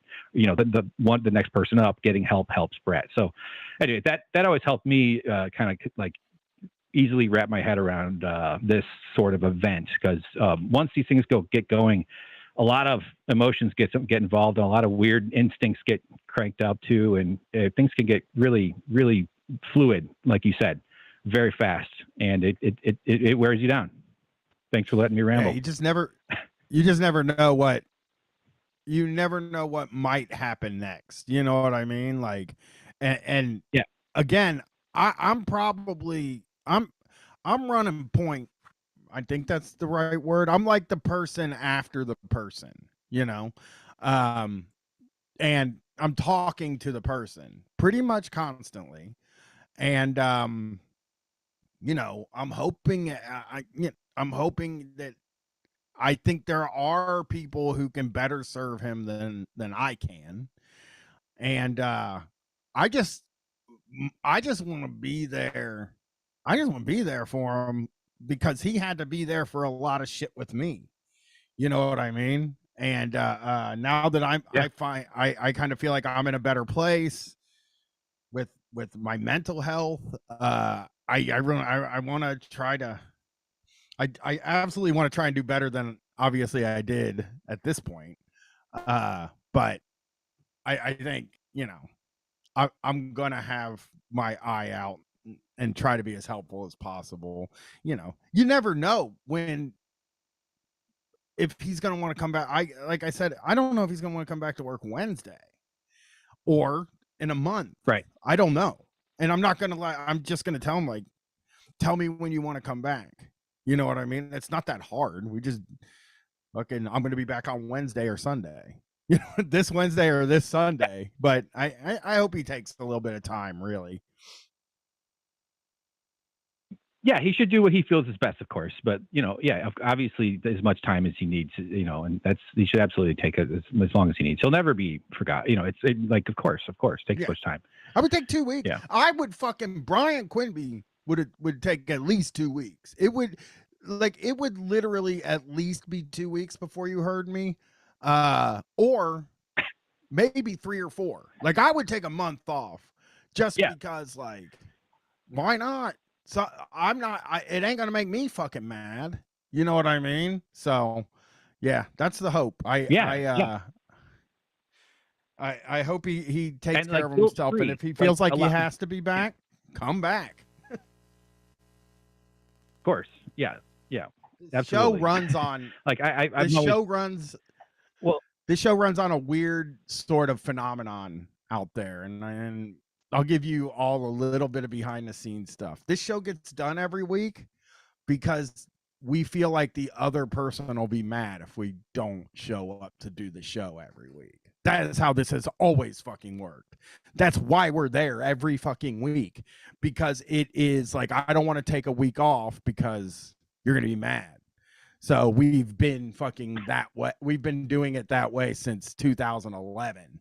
And it has served us well in regards to getting shows in the feed. That's the most important thing, as an expert Not once healthy. told me a year ago, and I was asking for podcasting advice. Then that's what you not told healthy. me is what I'm saying. It's not healthy, but you can never take a week off, and that's the goddamn problem with this thing. I mean, but you can also record 5 at a time. So Right.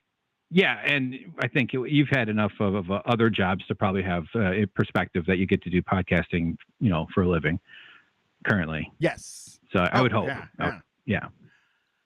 I do. I Yeah, you were, I do yeah. feel good.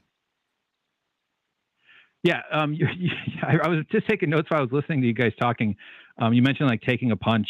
How you think everybody, like, if you don't think it's as bad as people might think. My thought about that is about being punched in the face. I've never been punched hard, like maybe as a kid wrestling around and stuff. I've never taken a full fist. I feel like it's actually could potentially be a lot rougher than people actually think. I kind of come down on it on the other side. Although, of course, it all depends on the exact circumstance. I think sometimes you get hit and it's just no power there and it doesn't hurt you. So it could range. But like in movies, it always seems to me like every movie, if it was accurate, somebody would get punched in the first 10 minutes and then it'd be like 2 weeks of them just like dealing with like a fucked up head, or like I would have to stop my life for like 2 weeks or 3 weeks if I got punched. I would just, at least that's how I would react. And I would complain about it to everybody and whine about it and make a big deal. That's what movies do. I gotta say though, when it comes to that, I just think that people think it's worse than it is. And like, there is 100% of the time, even if they catch you from behind, adrenaline becomes a factor too, which changes everything. That's why when you get in a mosh pit, none of that shit hurts. Like that's something like obviously we've all had something happen in a mosh pit that was kind of like, but personally, as a guy that's been in so many fucking mosh pits in my life, as a guy that's been in so many fucking mosh pits in my life, like I've never been to the doctor after for anything. I've never had like an injury in a pit, and you rarely see injuries in mosh pits. Very rarely. I mean, I got a concussion once, but I mean, if people are fucking throwing elbows and stuff, you might sometimes have something happen. But it wasn't as bad as it's not scary being in a pit. So Right. I also think that's the same thing with getting punched. To me, is like, especially if you're in it to get punched, like if you're like, I'm gonna fight this fucking person, then it doesn't hurt. Right. And then the other thing is like, I'm saying people don't break their wrist in the pit. People don't break their leg in a mosh pit. People don't, you know what I mean? But like, it doesn't feel like pleasant, but that's like most punches to the face are that, you know what I mean? It's just, it hits one time, you get hit one time. And I'm not saying, oh, I want to get punched in the face every single day for the rest of my life. I'm saying that like, every time that people who get very afraid of it don't have to worry about it.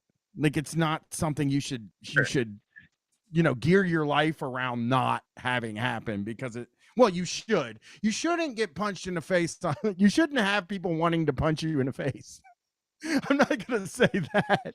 I'm gonna say like, don't be afraid to like do things. and stuff like that. Yeah, don't attract punches. Don't be a punch attractor. But if you do get punched, you'll probably still be able to go to the party tomorrow. Yeah. Yeah, you're gonna live. Have you? Am I behind? Because I can't imagine that you've missed this. But you've been talking about mosh pits? Have you seen Trainwreck, the documentary on Netflix about Woodstock '99 or whatever it's called? Yeah, I watched the first 2 episodes of it. You know, I've said it on Street Fight. I think and this show might even be in the Street Fight feed or on the Patreon. I talked about on the POD cast. I talked to Chris, James, and John about my time at Woodstock '99, and I also went on Chapo and talked about it. And you were there. Oh, that's cool. Okay. Yeah, I was there. That mosh pit is the scariest thing I've ever done. I've never been in anything scarier than that mosh pit. I was in the front area during Limp Bizkit, and wow, you know, obviously I got out because I heard break stuff, and they were going. It was that thing where you see the break stuff thing is the thing you always see, and I was listening to I feel like the thing he's saying right before he gets everybody to go fucking nuts. And I ran as fast as I could to get it out. And I remember it being a significant amount of space I had to cover to get out before that pit was going to fucking start undulating again. And I think the good thing about the Netflix one, Trainwreck, is that they do show what it was like to be in the front area of that Woodstock '99 pit. And it was very much it was tough. It was crazy. Yeah, I'm not a big music guy. I watch Rick Beato or Rick. Yeah, I think it's how you pronounce it. It's a YouTube channel. The guy does amazing breakdowns of music and stuff, and I find that fascinating. So I don't normally give music documentaries a chance, but I did on Trainwreck, and yeah, I didn't have a recollection of how intense and probably criminal the neglect was from the organizers to not make that place safe, and the they took everybody's water at the beginning of it. Man, I didn't know you were there. That's really wild. Yeah. Yeah, we kept our water. So they did take your water coming into the pit, or into the show, but you could keep it in the car. So we kept a whole bunch at the car. We kept a lot of them. Right. Yeah. In a car, and would just go back to the car every once in a while and drink some water. But I think the thing there's 2 things that they get right on these things, and it was just really hot, and it was really miserable to be out in that heat with no shade. And I just remember laying on the ground a lot of the time in the grass by the second stage. I went over there to see ICP. And me and my buddies just laid on the ground through the root. The Roots were on before ICP, and we just laid there and listened to the Roots. And that was the only relaxing time I could think of. I also wasn't at the rave at night because, different guy back then. Didn't think raves were for me, is what I'll say. Mm-hmm. And your rave consciousness has grown over the years. Well, no, Right. It was just for problematic reasons. I didn't want to go to the rave. So I went out to the car and tried to get some sleep, but I don't think I slept very well. Ended up sleeping in the car. But we came in on day 2, and I got to see Limp Bizkit and all that stuff. And then we went back out to the car after the last act on day 2. And we were like, who plays tomorrow? And they started naming the people that played, and I was like, let's just fucking go home. This sucks. And we ended up going home. We weren't even in a riot. Oh, okay. But you missed the flames. Yeah, we left. We were fucking, I was home watching the riot on TV.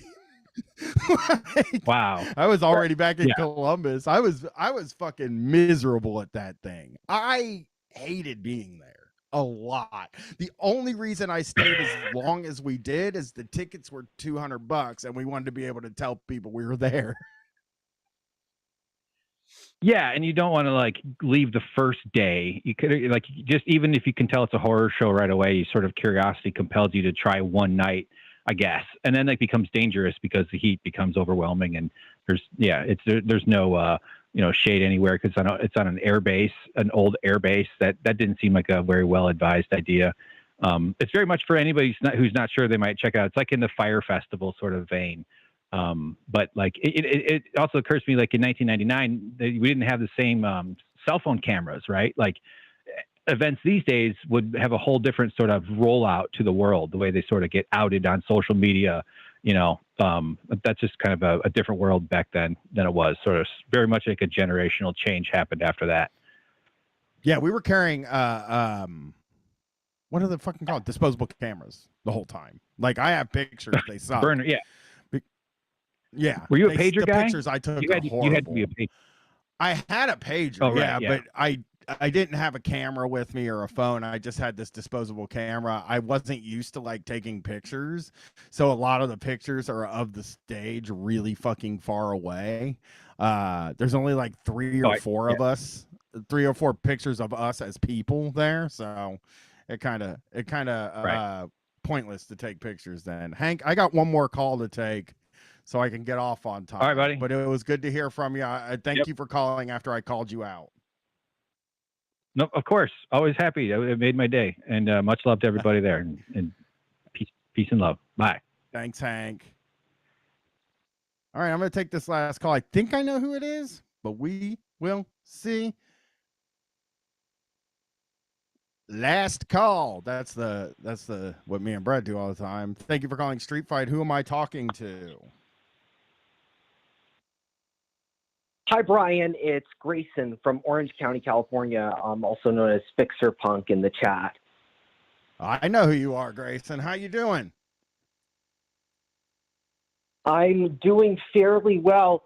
I wanted to call in, obviously knowing the situation, and wanted to thank you for what you're doing to help keep everything going here and to help Brett recover, and hope that he makes a full and speedy recovery, of course. So I thought I'd jump in so I can bring in a story that's relevant to something that you spoke about a few weeks ago and I didn't get a chance to talk about, just give you some material. A few weeks ago, you were discussing the NPR story around small businesses and unionization. And I want to give sort of a different perspective back from when I was a conservative crazed young person. My family was also starting a new business. Just as I was becoming an organizer in the Tea Party, getting all these titles given to me, we were going through the process of starting a restaurant. It was like this healthy food takeout restaurant down here in Orange County. And the only thing that I knew, and I think this is true even for entrepreneurs with a good amount of education. Keep in mind that obviously my mom had a ton of experience in a completely different industry. I was at the time just like 12, 13 years old, but I was helping my mom with her business, giving her information, pointing her in the right direction. But the one thing that kind of stuck with me thinking about like labor relations and unions and stuff like that, and the most education I had on the topic was from what I believe to be a Steven Crowder video, wherein Steven is playing the business owner and the union leader comes in and gives them some, they didn't say the numbers, but gives them some really, really high number of how much the wage is going to be after the union, and just keeps saying, these are our terms, these are our terms. Of course, he had this kind of quirky guy, seemed kind of arrogant, was in a funny accent saying, these are our terms. And it was something like, and then Steven was responding, I'm going to have to close the business. You don't understand. You guys are all going to be out of jobs now. And then the union guy just kept saying, these are our terms. And that kind of stuck with me. So from the moment my mom opened up the business, like one of my greatest fears was a union coming in. Keep in mind, again, I was super conservative back then. I didn't understand half of what I understand now. But in terms of entrepreneurs and business owners, you definitely, it's almost as if you want on the other end of that receiving letter someone who is sympathetic, but also educated about the process.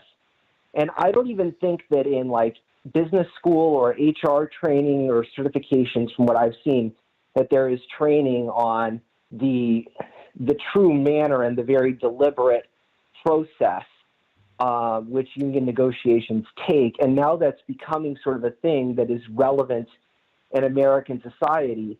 I am starting to believe that one of the best things that could be done is for there to be more education on how these things actually work on the business owner side, so that there's not just this immediate reaction of fear when that happens, so that people who may otherwise be somewhat well-intentioned, at least, and I'm being generous, they're somewhat well-intentioned, could know how to behave and respond and not just go based upon conservative fear-mongering propaganda on their end.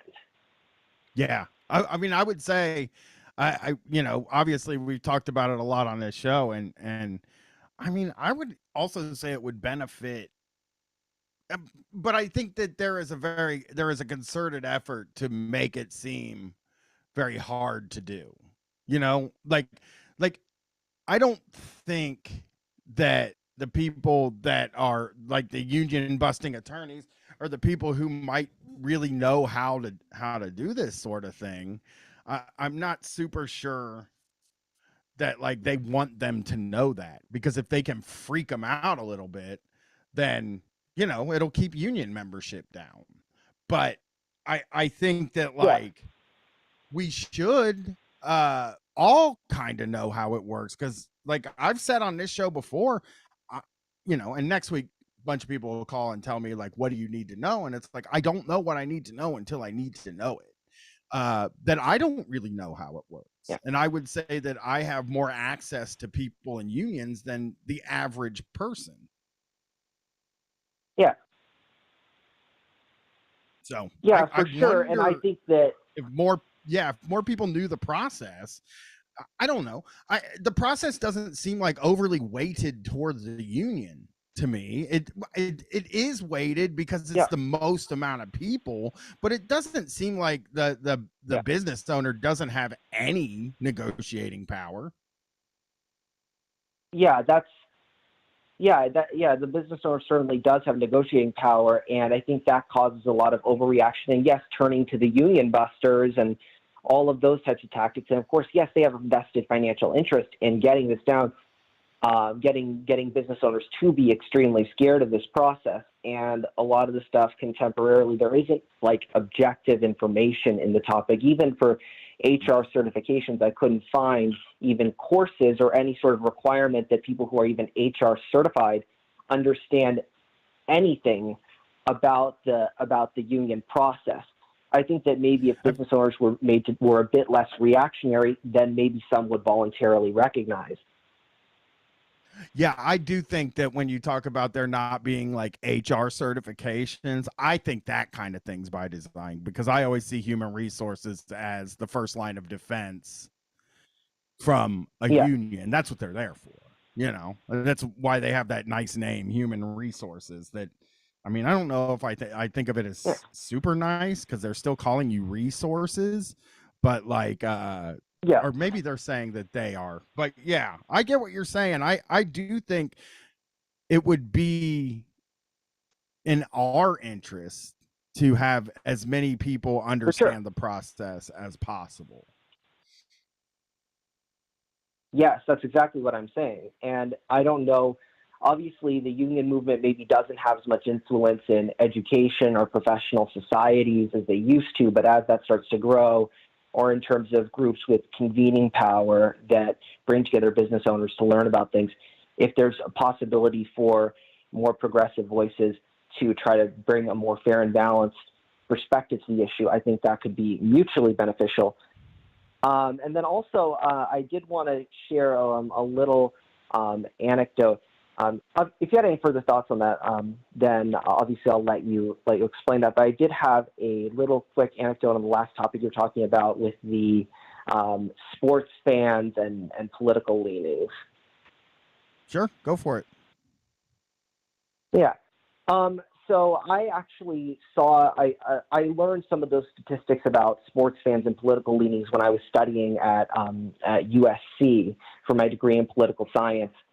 And I remember seeing sort of the chart, and I remember the professor telling me pretty vividly, and my professor was a former Republican strategist, and he was saying, in terms of where you want to be angling your campaign dollars for sports, within the male demographic, I would put the most money into UFC or MMA programming when you're buying TV sports programming targeting men for political campaigns, because it was the most politically centrist. This is back in 2016, the most politically centrist group of men in terms of sports fan bases. And I cannot help but think that with a lot of the very conservative leanings that we've seen in that sport, that there were other campaign strategists who saw the same thing and started doing it, not just in the campaign money, the traditional campaign advertising sense, but also in the cultural sense. And we're working through that, and then ended up at the place we're at right now. And then I also remember seeing those statistics, and I was surprised that like the action sports, things like skateboarding and surfing, weren't more progressive. And then later on, I started to see some of the people, like there's a somewhat famous pro skateboarder turned real estate investor named Mikey Taylor, who's running for city council in a county in Southern California. I think up in like Thousand Oaks or something like that. I forgot. But yeah, there was latent conservatism in there that I didn't even, or I was kind of perceiving and trying to angle around when I was a board member of Tea Party Youth. And then the statistic about pro wrestling fans, I didn't really ignore it, but nobody really talked about why you have this dot, like you saw on a plot chart. So this very far left chart, but also sort of unengaged voters and of WWE fans that were very left wing, and nobody really thought about that, and nobody really talked about it at all. And I just kind of remembered it, and then years later, of course, it came right back to mind as I started to get into AEW and all of, and seeing the very progressive storylines there. Yeah. I mean, I was into wrestling as a very young kid, and also as a late teen. I've been into wrestling more years in my life than I wasn't, I guess, is what I would say. Yeah. And so obviously there were times in my life where I was more conservative, and there are times in my life where I'm more left. But this has been, it is nice that, I mean, at the very least, they're not like, and a lot of times, like, they're at least like not being political, which is like a welcome reprieve. A lot of times, I mean, I was sort of joking around about this earlier, but like I saw a guy who was like anti-Castro, Phil Lord. He wrote the Lego movie, from what I know, which is that at 2, I don't know what that means, but I said it. He wrote the Lego movie, and he was mad because James Franco has been cast as Castro in a movie. And one of the things he said in the tweet was, how does this serve the public good? And I just wanted to fucking say, like, it doesn't have to. Even, I think it does. I think informing people about Castro and stuff like that, I think is good. But it also, movies don't have to serve the public good. And neither does, not everything is like, needs to serve the public good. Some stuff is just fun. And some stuff is just stuff that we like. And the guy that wrote the Lego movie, like, I don't know how the Lego movie serves a public good. It's a fucking commercial for Legos. I mean, I kind of liked it, I'm not gonna lie, but it's a fucking 90-minute commercial for fucking Legos. I don't know how that serves the public good. I guess it just annoyed me. So with wrestling, there are the more progressive stories, and there's been, it as far as like talent, LGBTQ talent and stuff like that. I mean, there's not a lot of sports that have as many, and through history have had them. whether they were heels or baby faces or whatever, but there were always LGBTQ talent and pro wrestling through the whole years. And like, I think that it's just like it's a sport that's about spectacle and pageantry, and it's not a progressive sport, but it is one that is currently seems to be trying to do some of the right things. For sure, and I also started to think about the way that you were saying, well, oh yeah, I don't see pro wrestling as being a sport. It's more like an art form. And actually, a lot of those words kind of reminded me of the stuff that I heard around skateboarding before it was in the Olympics. That wasn't a sport, that was more of an art form because people didn't want it to sort of be co-opted by the greater sports world. I remember like even months before the skateboarding went to the Olympics, I remember Tony Hawk calling skateboarding like a pseudo sport as a joke because of the story and art aspects of it.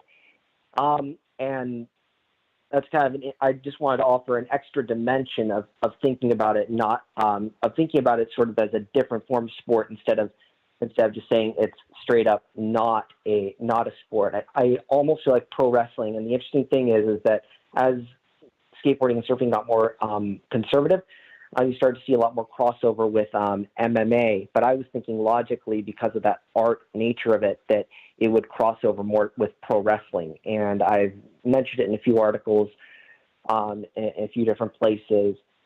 And it definitely seems like, though, pro wrestling has it's become a leader in inclusion, and nobody really even thinks about it. And I think that's good.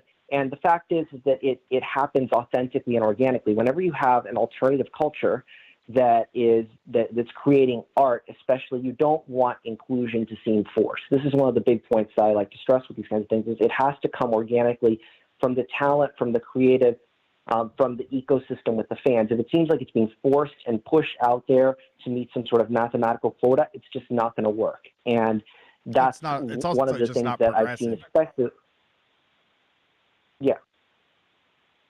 It's one of it's also that's a very capitalist way of trying to think about inclusion. But when it happens authentically and organically, it winds up beautifully with LGBTQ storylines, with storylines where you have stereotypes of masculinity that are being torn down.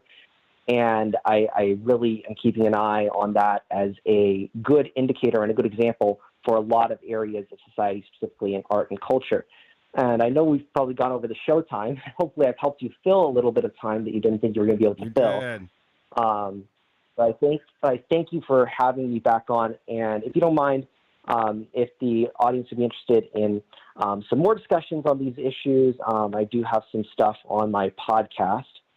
I'll pitch that right now. The Fixer Punk Podcast, FIXERPUNK.com on all major platforms. And honestly, more up to date than that is my TikTok of the same name, Fixer Punk. Grayson, thanks for calling. It was really good to hear from you. Bye-bye. Thank you. All right, everybody. I did a whole fucking show all by myself. Mind Riot just came into the chat and said, I want to be on Street Fight. And too late. I am done. Yes, they are bringing the XFL back. I think The Rock owns it now. And they're going to be doing something. So I want to thank everybody that came into the chat tonight. I really, really appreciate it. I know Brett would appreciate everybody's well wishes, and I think everybody should have a good night, and I will see you on Wednesday. Peace.